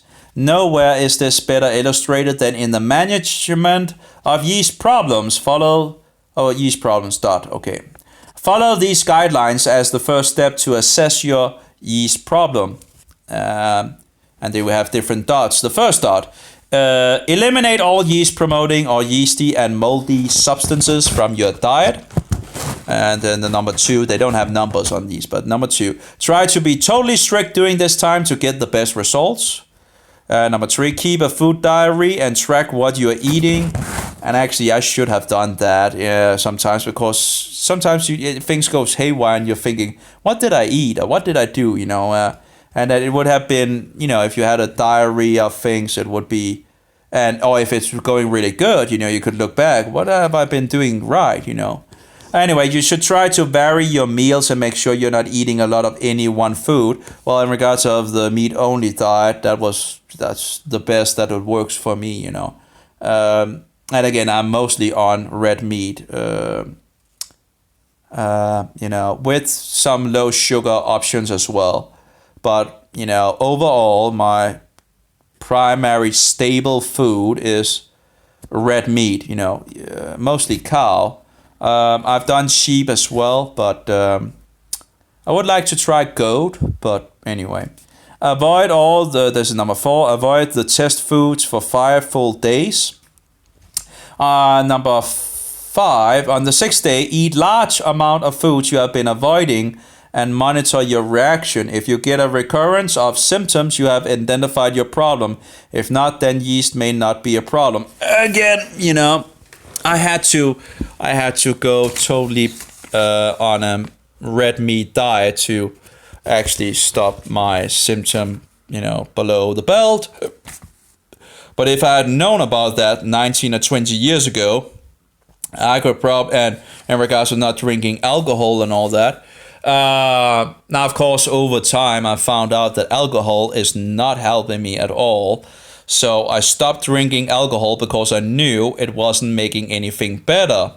Now, I wasn't getting better after stopping drinking the alcohol, but I knew that drinking alcohol was absolutely, and the alcohol might actually have started the thing in the first place, or been one of the big factors for getting my issue down there. I think that's logical conclusion. I was drinking a lot of alcohol in my youth because I was running away from another issue in regards of my butthole, and it doesn't really, I found out, that, of course, would, make sense. You cannot just drink alcohol to run from your problems.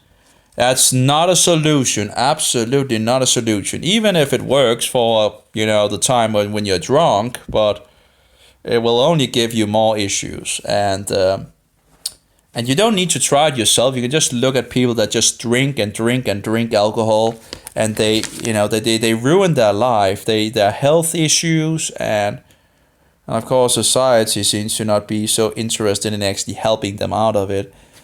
And there seem to be some natural things that can be done in regards of vitamins and so forward that can actually get them off and restore them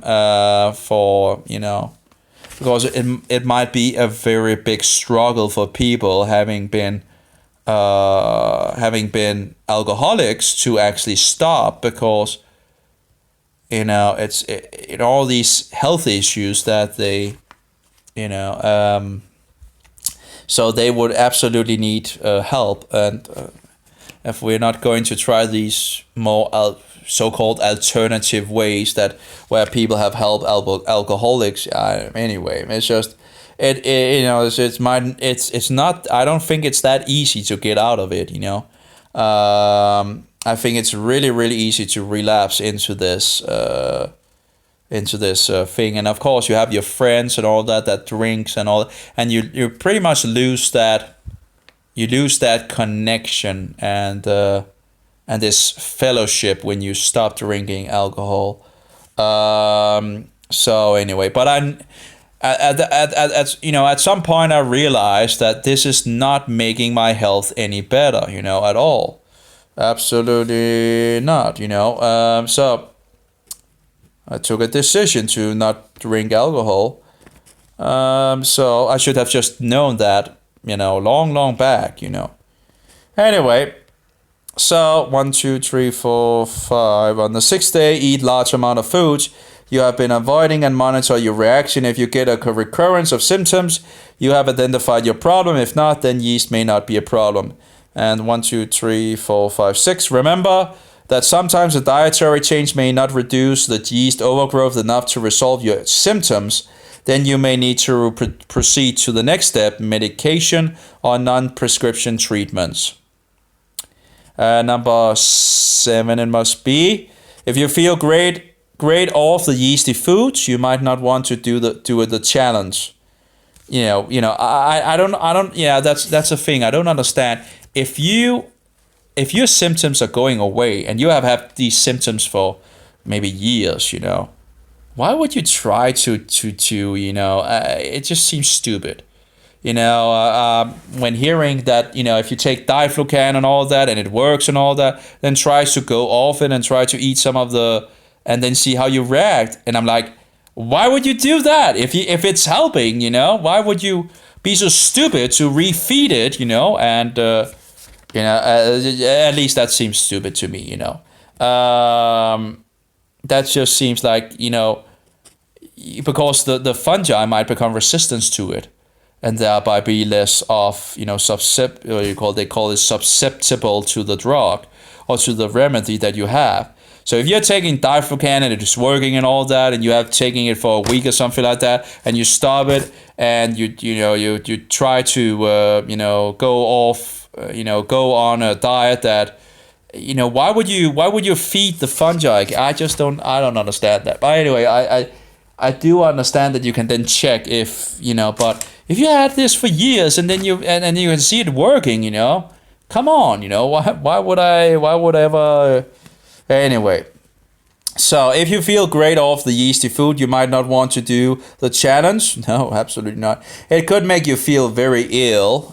Continue to follow a yeast-controlled eating program for at least 3 months and continue with other recommendations here.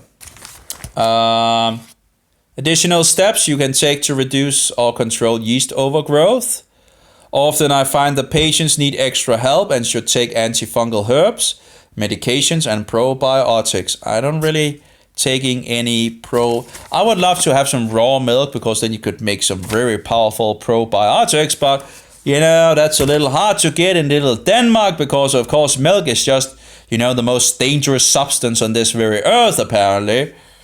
This is incredible. But you can get cola and alcohol with a lot of sugar and all, just yeah, on every single corner, right? But milk, oh no, milk, no. That's evil. Yeah, this world is just outrageous. It could make you feel very ill. Continue to follow a yeast-controlled eating program for at least 3 months and continue with other recommendations here. Yeah. Additional steps you can take to reduce or control yeast overgrowth. Often I find that patients need extra help and should take antifungal herbs, medication, and but let's just fix that with some. Okay. Can't see anything else. There we go. There we go. Need to read the book as well. I need to get to them to the live. I'm way overdue. Very, very, very bad of me. Probiotics. Take at least 10 to 20 billion live organisms a day of lactobacillus and bifidobacter species.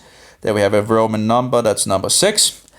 Special yeast against yeast probiotic called Saccharomyces spirulinae. And number 7, can be very safe and effective in controlling yeast. Never heard about that, but let's just maybe I have, but can't remember it anyway. You read so many things and just trying to find something that works, right? And can be very safe and effective in controlling yeast. Non-prescription antifungals. Using antifungal therapies such as herbs and other natural occurring compounds can be very helpful in controlling yeast. The dose for all the following herbal remedies is generally 2 pills with meals 3 times a day for 2 to 3 months. You might need less or more based on your response and symptoms. Sometimes these remedies can be combined for better effect. Amen. To find the right combinations and doses for you and identify quality products, consult with a qualified practitioner trained in functional medicine. That's a website in regards to functional. I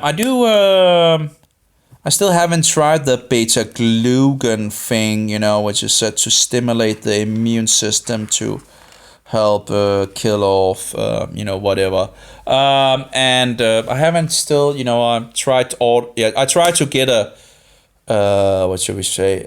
test package from the US, but apparently they seem to not send to Denmark. So that's sad.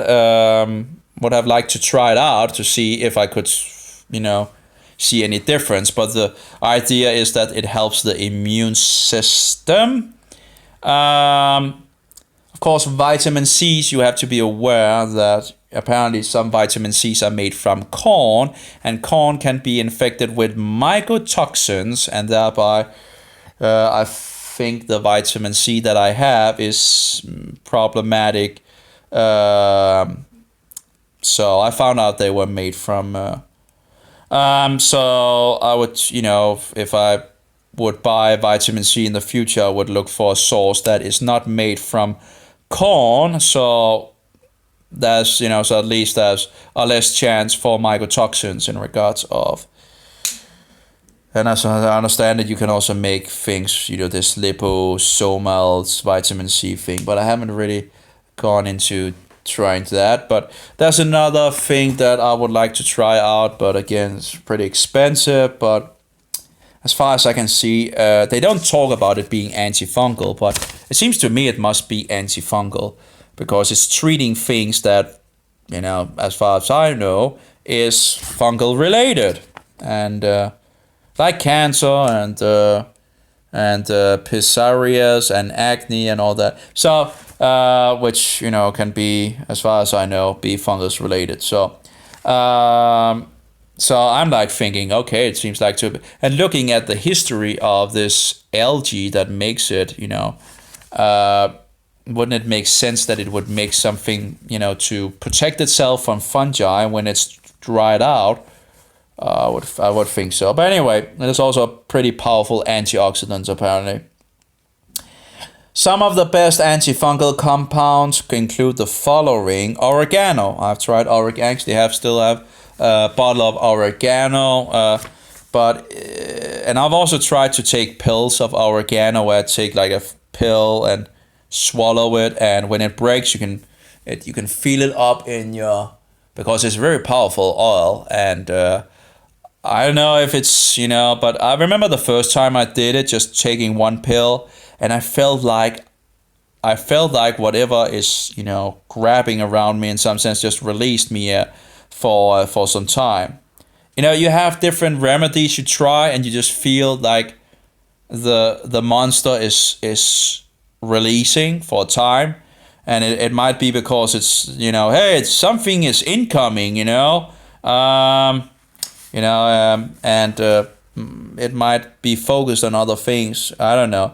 But the problem is that, of course, that the fungi can become, resistant or immune to these things. It becomes, if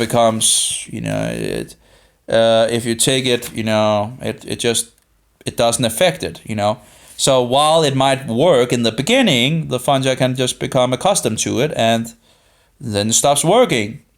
And I was trying to do this oregano thing and all that, and it just seemed of course it's pretty expensive as well if you are. But anyway, but yeah, oregano was absolutely working in the beginning. Maybe I just would need to take more or something like that, or maybe again combinations of different things. Garlic, I've eaten so much garlic, I've eaten so much garlic, and it's not really. Some people are really garlic. They say garlic, it works and all that. Well, I really have eaten a lot of garlic, and by itself, it's absolutely not. I'm still eating garlic here and there.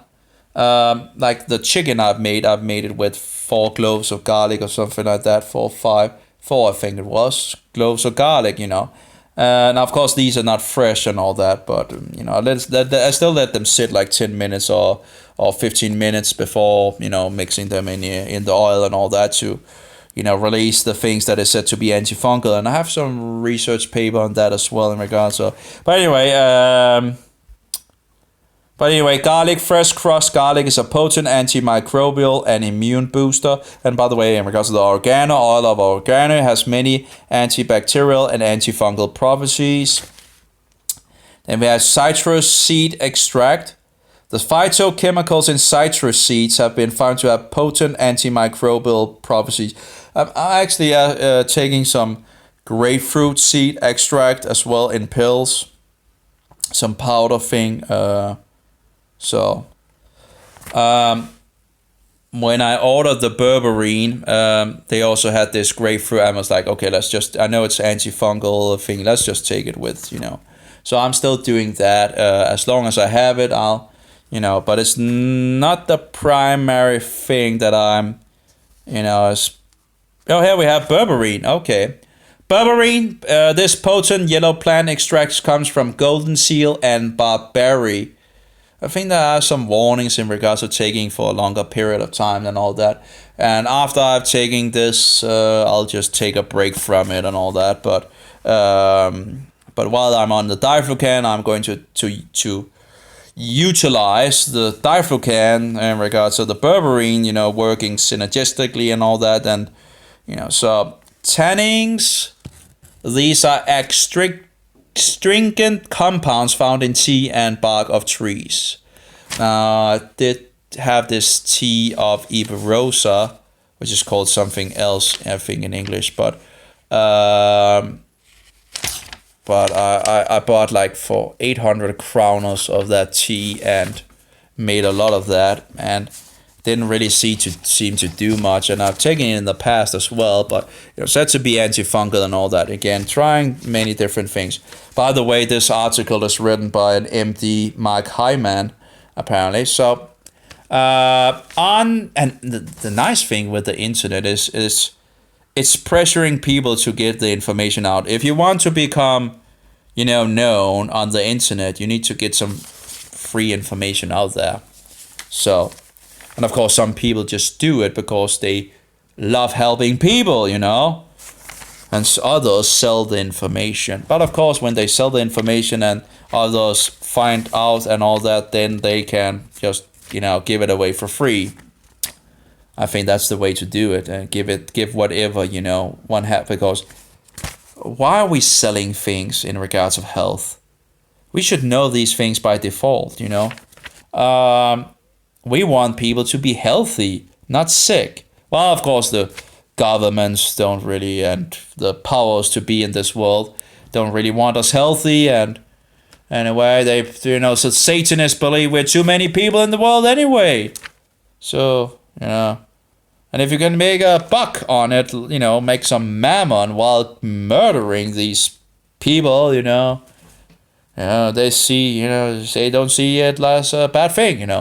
Too many people anyway. Yeah, it's bullshit. Anyway, anthocyanate, this chemical compound, is a potent antifungal. No idea what it is. Satis tinctoria, the Chinese herb, can be a useful adjunct. Adjunct, I guess, something that you use at the side or something like that. Adjunct. I fixed the wrong thing. Adjunct to treating intestinal imbalances. Caprylic acid, that must be from coconut. This is another useful compound for treating yeast. And of course, in regards to the coconut milk, there should be some, of some coconut antifungal things. Of course, the oil should be, also olive oil should be antifungal as well. So, have some antifungal. But anyway, antifungal medications, sometimes nutrition and supplements just aren't enough to clear up stubborn yeast overgrowth. Yeah, tell me about it. That's where prescription medication can help. And there we go with a Roman number again. It's number 5, 6, 7, 8. I guess it's in regards of where he points to, different references, okay.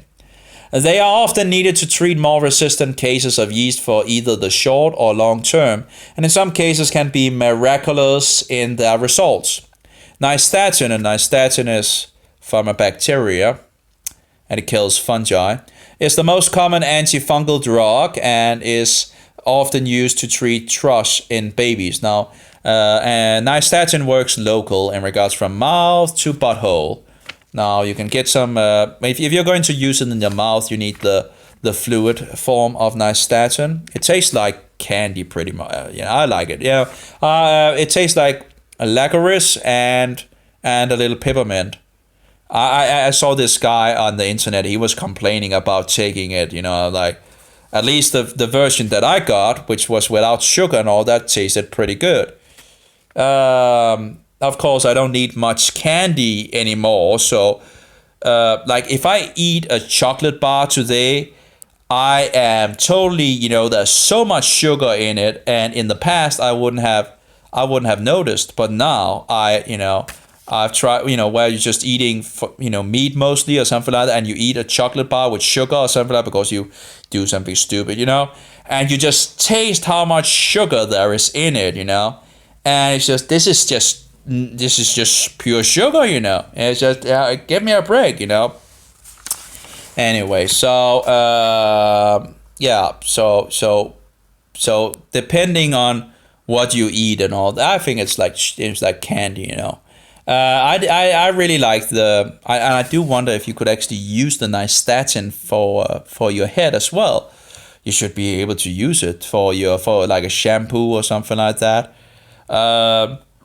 But I would like to try that in regards of the dandruff and all that. It is said that some sources say that nystatin really that there's not really any resistance in regards to nystatin. In vivo, I think it's called, in regards to in the body. But in vitro, I think that was outside the body. And it's like both of them are starting with a V, just give me a break. But anyway, but they have, resistance outside the body. But in the body, that shouldn't really be a problem. And one of the German, sources told that you couldn't overdose on nystatin, according to it. So that's pretty nice to know. Of course, I think you could probably still feel pretty bad if you're killing a lot of fungi in the gut, so if you're taking a huge dose.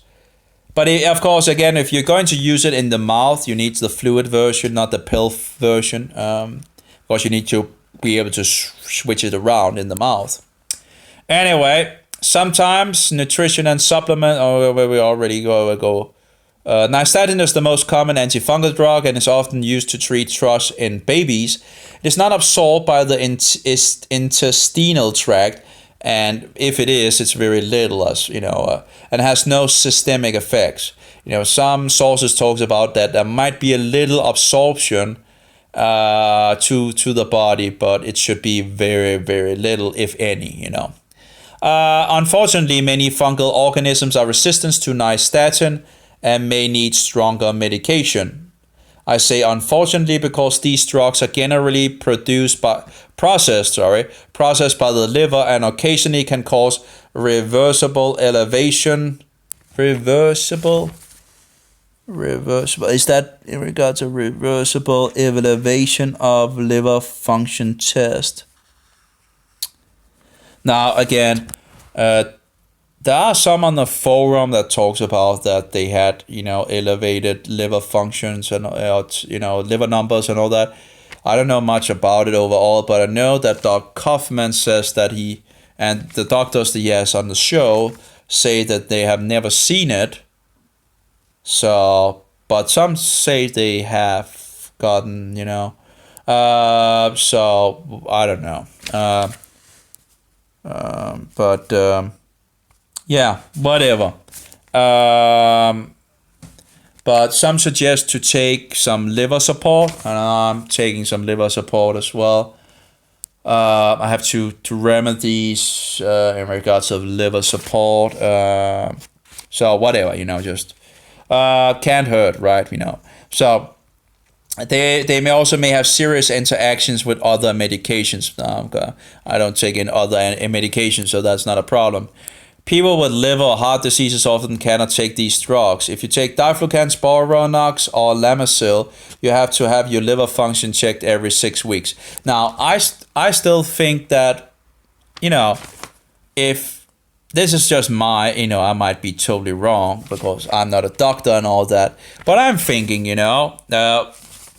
if you want to still continue to produce some mammon, money, well, if you say that to the patients, well, there might be a thing in regards to elevated liver levels and all that. We have to, check your, then you need to pay, right? You need to put some greenbacks down, or maybe greenbacks is a bad, because greenbacks was actually a good thing, right? They were actually made by the government for the people in some sense, or by the people for the people in some sense, instead of these, organizations we have today where they just, inflation, what's it called? Well, the money just becomes worthless and, they just print more money and all that bullshit. But anyway, this diabolical banking system. But anyway, I want to go here. Unresponsible. Let's see here. But I'm thinking, if you want to still earn some greenbacks or some money, again, greenbacks were a really bad expression. But if you still, because that was actually a positive thing, if I remember correctly, because it was, not in regards to this corrupt banking system bullshit. But if you want to still have some money, you want the patients to come to you, don't you? You want, if you're going to get some blood taken, that probably is going to cost you something, right? And if you're going to the doctor to listen to the results, right, that's going to cost you a little again, right? Maybe not a little, actually, maybe a little more than a little. And that gets things flowing around. So you have to have your liver, they say, have your liver things checked every 6 weeks. Again, I'm thinking in regards of the theory that, I might be totally wrong, but, they seem to really try to scare people away from the antifungal drugs and just fed them with antibiotics, and vaccines and whatever bullshit they, stuff people with. But in regards of fungus, remedies, you're close to getting kicked out of the office if you ask the doctor in regards of antifungals. Isn't that interesting? But hey, you can get a free vaccine, good, hey, you just get into the office, hey, free vaccine! Yeah, hey, doctor, what is in that vaccine? Could I just get a paper in regards of what is in the vaccine before you actually inject me with that? No, I don't think you are going to inject me with that. Anyway, but could you please give me some antifungal? Oh, no, get out of my office, right? I really had to be consistent or really, to have him give me the Diflucan, and I really didn't know what else to do, and I knew that it might actually help.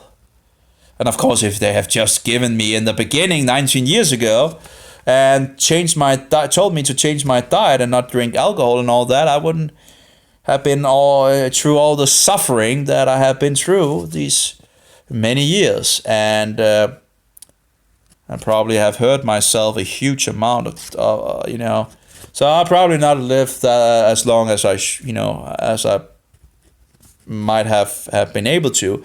Anyway, it could be a lot worse, and we're all going to die, but it's quality of life, right? Anyway. Of course, you can always be killed by the Jesuits anyway, or the Mohammedans, or whatever, Satanists out there that don't like what you're telling people, right? They don't like the truth. Many people don't like the truth in this world. Anyway, you have to have your liver function checked every 6 weeks, they say. Anyway, in regards to these things and all that, I don't know. But I haven't had any problems with the Diflucan as far as I know. I'm still alive, and yeah, that's pretty much it. And reading other medical reports and all that, where people have taken it for a long time and having no problem. Yeah, I don't know. Anyway, it's just I'm less concerned of any problems, but and hopefully I'm right, in regards of, hopefully I'm right. But they seem to really scare people away from the antifungals, and while they stuff them with antibiotics, which is what? Fungus poison. They seem to be working with the fungi, and of course, not telling people about fungi, and I have no idea. It's just it's a big business, It's big business.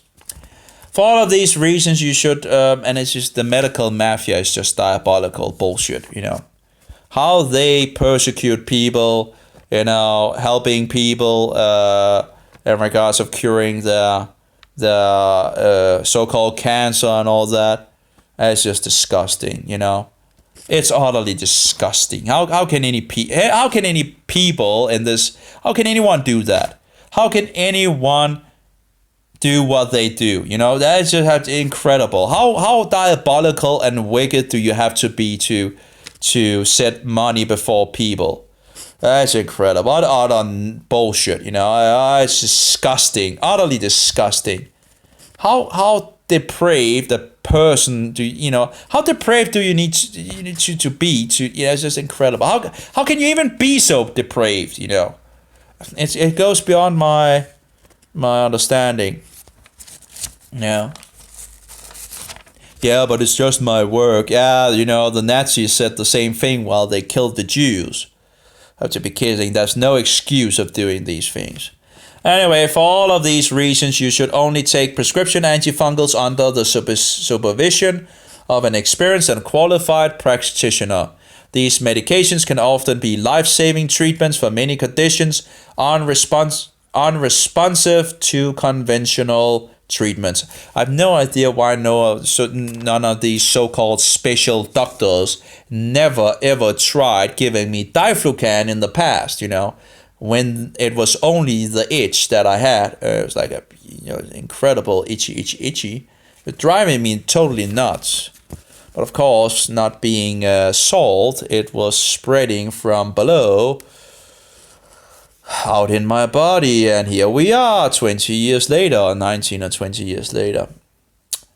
Killing off yeast is a good thing. However, you should be aware that in some people, the dead yeast release enough byproducts to cause a die-off reaction. Well, the thing is, when you kill the buggers, they release the content inside, and mycotoxins, fungal poisons, to cause a die-off reaction.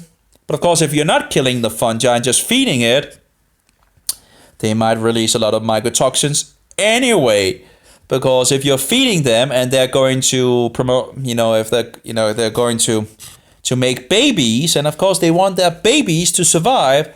And how do a fungi make their babies survive?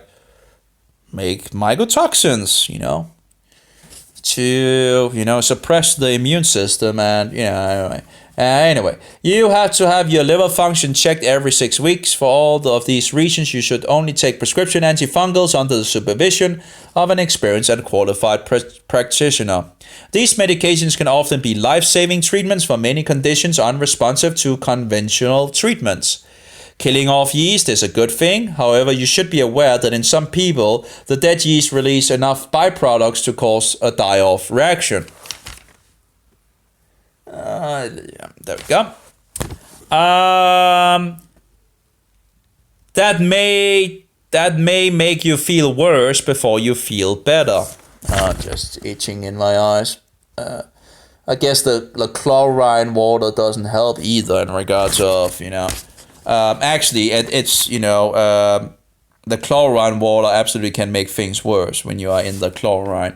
But anyway, the better choice would be to on the beach with salt water. That seems to be positive in regards of. So the chlorine water is, but it's winter and So let's see. These medications can often be life-saving treatments for many conditions unresponsive to conventional treatments. Killing off yeast is a good thing. However, we already had that reaction to. Let's see. Cause a die-off reaction that may make you feel worse before you feel better. Yeah. Absolutely. When you're killing the fungi, and anyway, when you begin to kill it off, you might just have kick the lion, and the lion wakes up, and actually goes into activated charcoal. Oh, that's nice. That's a remedy that I also need to get, but this is I'm going to start on that after the Diflucan again, because if you take Diflucan and take charcoal, well, you might just take all the Diflucan out of your body, which you don't want, because the charcoal, as I understand it, everything unnatural, it sucks to it. Anyway, it has many health benefits of charcoal, so having a little in your food apparently should be a good thing. But anyway, it's in regards of absorption of nutrition, it should help on that, because it takes the bad stuff away, so the body has an easier, and of course it also sucks all the, that shouldn't. Anyway, apparently it's a positive thing, apparently, and it also helps you to help the body to have another way of releasing toxins, because if you have, the charcoal absorbing things, the body can dump the things in the gut as well, and being absorbed by the charcoal, so you have another way of clearing you out. So as far as I understand from what I read, and there's a lot of bullshit out there as well, as I understand it as well. It's typical, They use it like if you have a drug overdose, they use charcoal apparently to get to get the drugs absorbed by the charcoal or something like that. So it's very. So again, while I'm taking Diflucan, I will not be taking any charcoal, but I have to. At some point, I'll look into the charcoal thing and get some more of that, and and begin to, it doesn't taste of much, and you can also put it in water as well. I made water with cinnamon, charcoal, and one more thing. Oh, resveratrol, When I was doing resveratrol, and I did a little resveratrol and put cinnamon in it, and the best cinnamon is the so-called the non-real cinnamon, bullshit. But anyway, it tastes the best because the thing that actually tastes of anything is the thing they say is dangerous, whatever. It's based on, as I understand it, one single research paper in Germany in regards to rats or mice, We're not rats or mice. And it just, totally, it totally exploded into totally nonsensical proportions, And they haven't written me back. And of course I can call them up and talk to them and ask them some questions, But anyway, the thing is the so-called real cinnamon, which is actually bullshit, but doesn't taste as good as the other one. And the biblical cinnamon is actually the so-called not real cinnamon. Yeah, so as far as I remember from the research that I did. So yeah. Anyway, and you never know in regards to, I don't trust these, there's a lot of research and there's a lot, you really have to be discerning because there's a lot of bullshit out there in regards to research. So, they might actually have been feeding the mice something else that might actually have given liver damage and not the cinnamon. And even then, even if they didn't, they're still mice or rats, and we're humans, there's a kind of a difference, between a rat or a mouse and a human, I can't remember if it was rats or mice, but anyway, you can go look at that up. It should be easy if you search on real cinnamon and all that, and you should. That's a website which sells so-called real cinnamon, and they. Yeah, but anyway, it's in Germany, in regards of where they made this research, totally blowing it out of proportions. Banging down the doors of bakeries, in regards to the most healthy thing that is in the bakery, It's just incredible. Anyway, as far as I know, in regards of healthy, I would think that would be the most healthy thing that is found in the bakery. Anyway, let's see here. These medications can often be life-saving treatments for many conditions unresponsive to conventional treatments. Killing off yeast is a good thing. However, you should be aware that in some people, the dead yeast release enough byproducts to cause a die-off reaction that may make you feel worse before you feel better. This reaction goes away, may take up to a week to completely resolve. You can minimize its effect by following the yeast control eating program for a week or so before you start taking antifungal preparations. And what I did in regards of nystatin, I did some of the same thing in some sense. I took nystatin for 2 weeks before going on the Diflucan. I probably could have done like a week of nystatin and then started on the Diflucan, but in any case, I wanted to see the reaction, and I was thinking that if I take the nystatin first, then it will take out a lot of the things in the gut, and that might help in regards of that the Diflucan will be, more Diflucan might be absorbed into the body was my idea. I don't know, but that was the idea. But in any case, it was to see what reaction do I get of this. And then, so instead of starting it like giving it a double whammy with both of the things, first starting with one thing and then, seeing the reaction that I got from that and then moving forward in regards to the Diflucan. So, and I think that was probably a pretty good choice to actually do that because if I had done both of the things at the same time, I might have gotten into heavier haywire, and it was already the first 4 days on Diflucan was absolutely wild.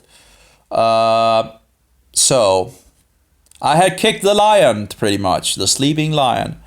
In regards to the nystatin, I must say I've lost a lot of the memory in regards of it, in regards to the symptoms that I had. Of course, I have my videos on YouTube, but yeah, I did have some symptoms. I can't remember overall how, but anyway, yeah, it wasn't it wasn't as bad for sure as the Diflucan in regards to reaction. That's the first 4 days, like. Anyway, I also recommend taking 2 to 3 activated charcoal capsules every 4 to 6 hours during the day. And that's, in regards of charcoal, I'll just 3. And that helps you to get rid of toxins and all that. But again, I wouldn't do that while taking Diflucan, because if you do it while taking Diflucan, you might just take the Diflucan out of the body, and that would be stupid when you want the Diflucan to work in the body. Taking a soluble fiber supplement that contains scour gum, alginates, psyllium seed. Actually, the psyllium I have psyllium, and that's said to clean the the gut walls and all that, and take out anything and all that. I remember taking it, and it seemed to actually make me feel very bad at some point when I think I did it while taking Diflucan or something. It just seems like it was stopping the flow of getting the toxins out instead of actually. So I felt so released after getting, one of the times. I felt so relieved after getting the psyllium out of my body. I think I might actually be more than one time I forgot, but yeah, one of the times was just awful. I took the psyllium, and it seemed to be the thing that actually ended up making me feel horrible. And I guess it must have stopped the flow of the gut already that was ongoing. But anyway, that was not really. Taking a soluble fiber supplement that contains scour gum, alginate, psyllium seed, or pectin to bind to yeast toxins before bed can also be helpful in reducing the die-off reaction. Maybe if you begin with in the beginning, that might be might be less of a problem. Maybe I had too many toxin. But in any case, it wasn't. When I did it. It was I didn't get better, that's for sure. Got really worse, but I might have started on it in the middle of it or something like that. So now you know that fungi, yeast, and mold can make you sick, but there's good news too. You can treat the problem. Yay, let's hope we can do that. I hope you use the tools I've given you in this blog to start getting well and feeling healthy now. Now I'd like to hear from you. Do you suffer from symptoms described here? Have you been diagnosed with yeast overgrowth? How do certain foods seem to affect your symptoms? Are you seeing a doctor for yeast problems? What's been your experience in dealing with and treating yeast?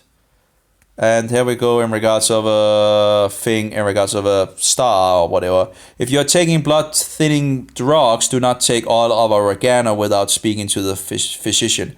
Isn't it interesting that in regards of blood thinning, and by the way, one of the things they make blood thinning drugs is from the so-called dangerous cinnamon, and it's actually the very thing that they say is dangerous that they get the blood thinning thing and sell it as medicine, by the way, as a blood thinner.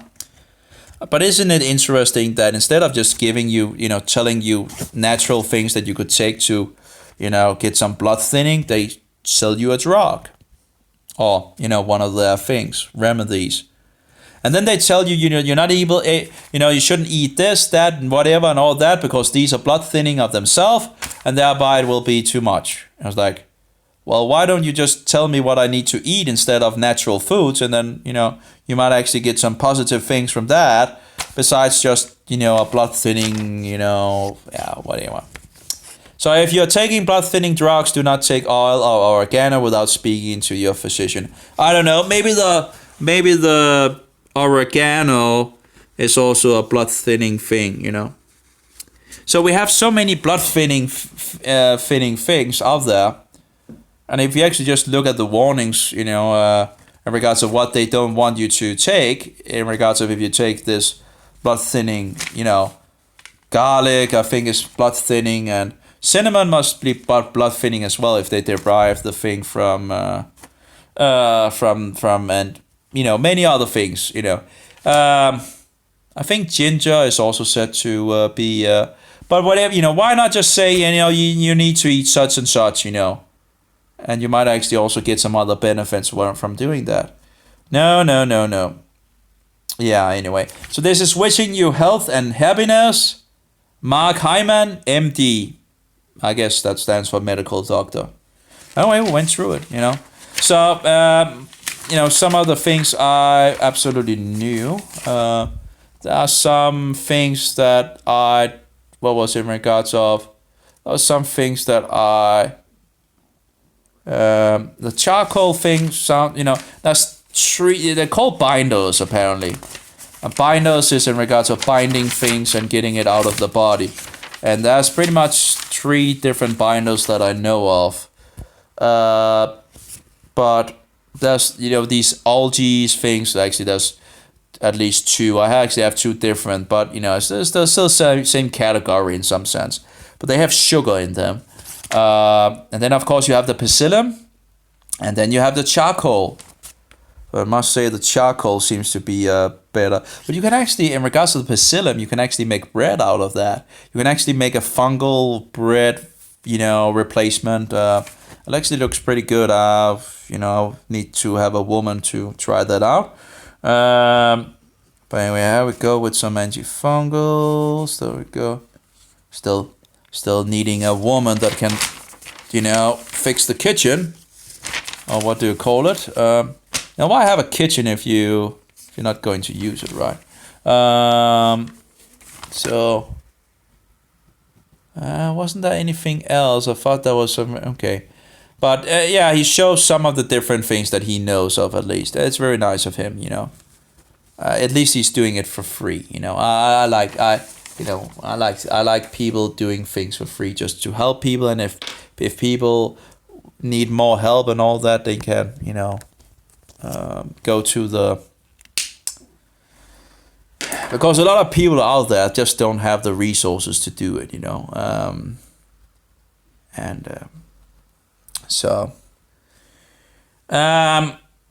and of course, in regards of fungus, if you want to know more about fungi, Doug Kaufman have a show that's called Know the Cause.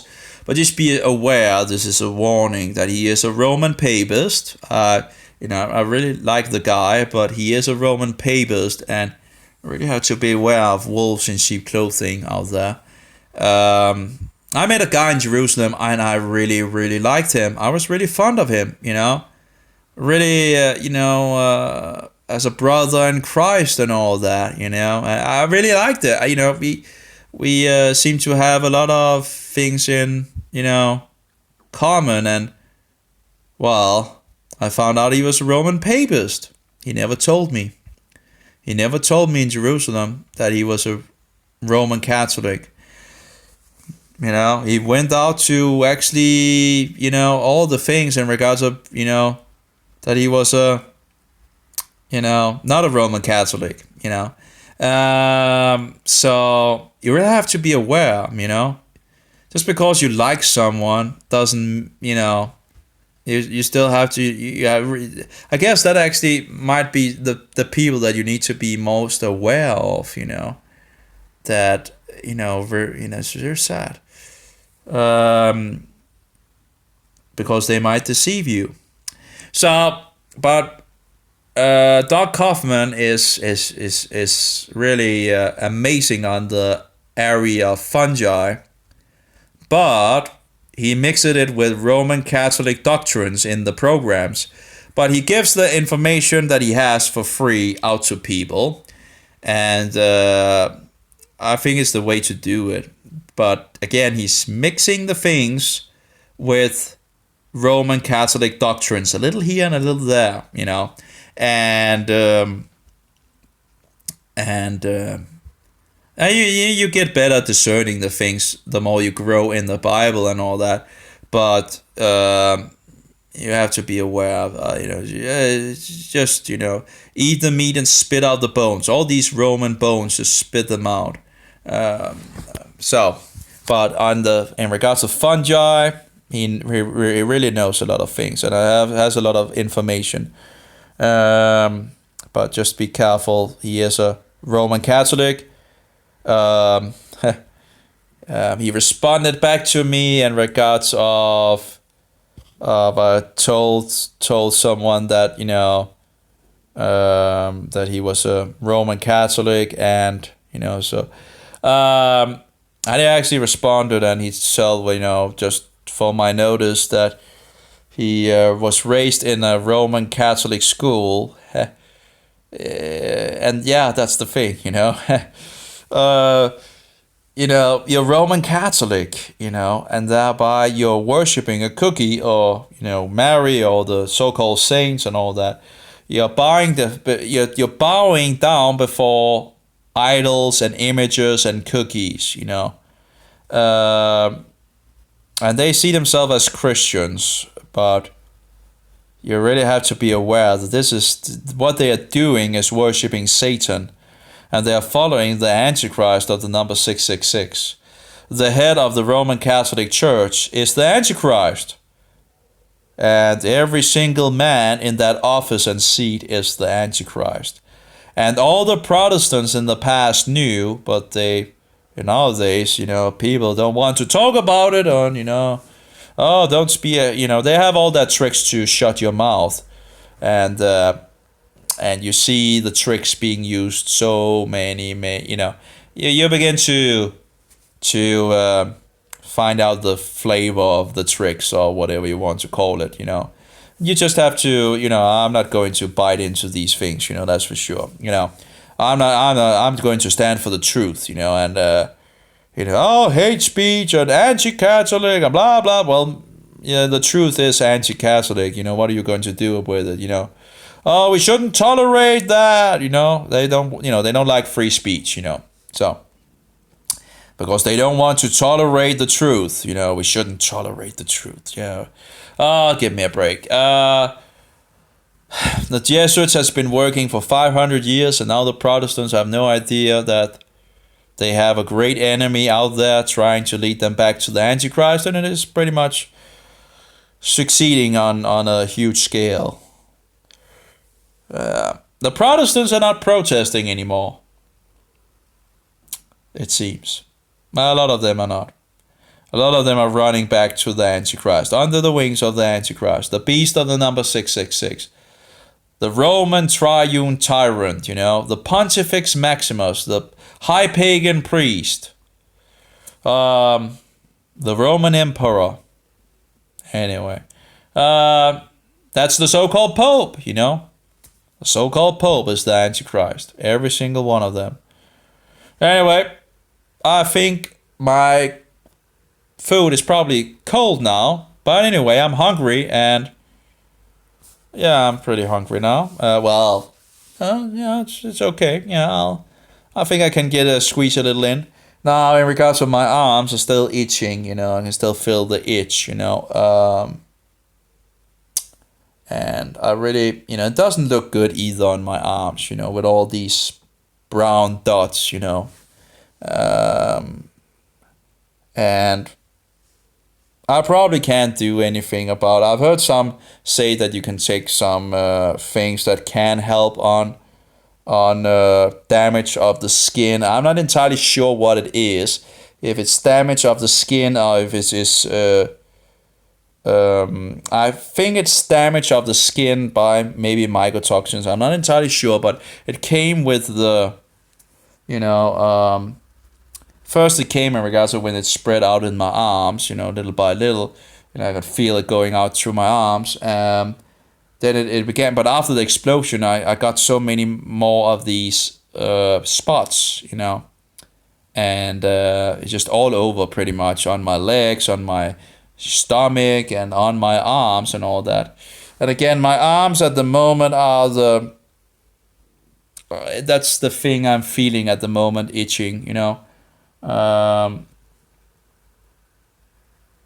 can feel a little in my feet as well.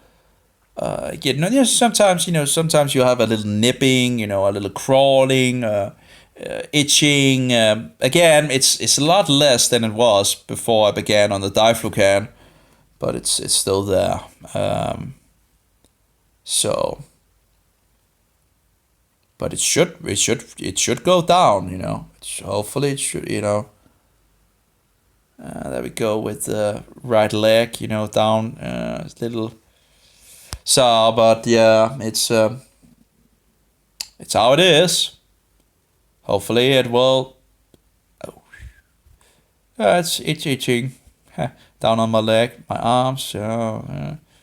Anyway, it's a lot less than it was. It's absolutely more livable. But still, my arms would be nice if they could become even better. Like they were.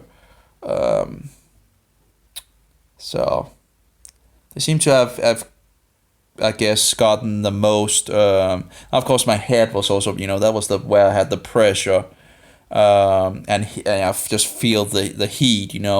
Feeling heated and yeah. Well, anyway, what is it? What's that 8th day? And it's actually closing to the 9th day.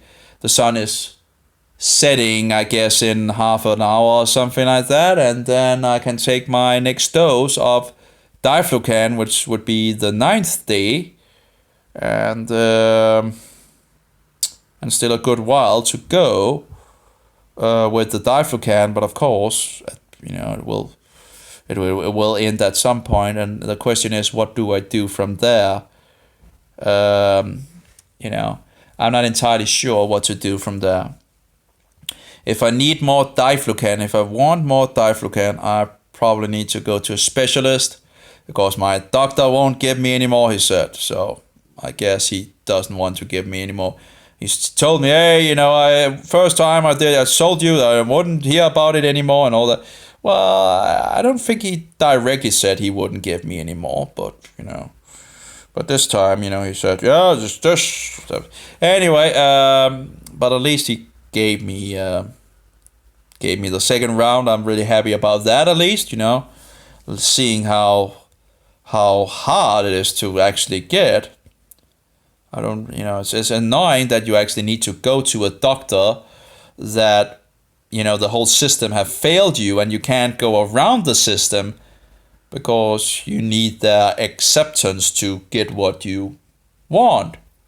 So it's like 19 years to try to figure out what I'm having of issues. So doing their job that they should have been able to diagnose and all that and fix me for 19 years ago, and yet misdiagnosing and mistreating me instead. And then I need 19 years to try to figure out what I'm actually having of issues, and then they don't want to give me the things that I need. What give me a break. What other, what is just bullshit. It's just utter bullshit. It's nonsense, doing all their work, and then they just close the door on you. No, you can't get the Diflucan from us, I was told from one of these white coat murderers or butchers, that he didn't think I would get it from any doctor in Denmark. I was like, give me a break, He didn't. He thought I needed to go, go in another country to get it. Yeah, are you kidding me? Are you? It's just seriously, finding out something might work and you're closing the door on me, and I'm itching all over my body, and things are crawling and nipping and all that, and what the only thing you can say, hey, and then you're diagnosing me to a shrink as well. You just who's the mad people here? Those white coats, brainwashed people, that have no sensibility or reason left in their brain, apparently. I just anyway. But anyway, I ended up getting it after a lot of persistence and protest and pleading and a lot of anyway. So and the second time was a little less. Well, you know, so he gave me the second round as well, and I think he has understood that it's not up here. There's something wrong, hopefully. But anyway, but he wants to send me to a specialist now. At least not a shrink, you know. That's you know, at least. But I don't, you know, I don't know what in regards to these specialists, you know. They're just incompetent, you know, many of them. At least they need to know about mycology, and that's for sure. But I don't, you know, it seems like it's pretty much all on me in regards of trying to figure things out. So I don't really, you know. I have read some Danish research papers in regards of people, you know, in regards of mycology and all that, and they seem to have but I think that was from hospitals or something like that. Tried to call one of these mycology experts in Denmark and all that, and she was just angry. She didn't want to talk to me. She only talked to doctors. Oh, great. Thank you very much, you know. Thank you very much. Thanks for the help. Yeah, anyway, just say, yeah, you know, she'd hoped I got better and all that. Yeah, well, not with your help, that's for sure, you know. Incredible, you know. Only talk with doctors. Hey, I'm the doctor here for myself, you know. Anyway, what, yeah, I shouldn't say that. Anyway, but yeah, it's just, what an outrageous system. Anyway, I'll stop now, 2 hours, and you know, I'm just mostly talking to myself and complaining, I guess. May Jehovah be with you, and Yeshua be your most precious pearl, and the Spirit of truth be in us all. Amen. Have a good one, all of you. And, you know, read the Bible, and read the Bible, and study, because, you know, people are really falling for the deceptions of Satan in our days. And be careful of Paulus, Roman Pharisee Paulus. All Asia left him, rejected him, and turned their back to him. There might be a very good reason they did that, okay? So be careful of Paulus. Don't be led into lawlessness. That's all, you know. Have a good one. Shavua Tov. Have a good week.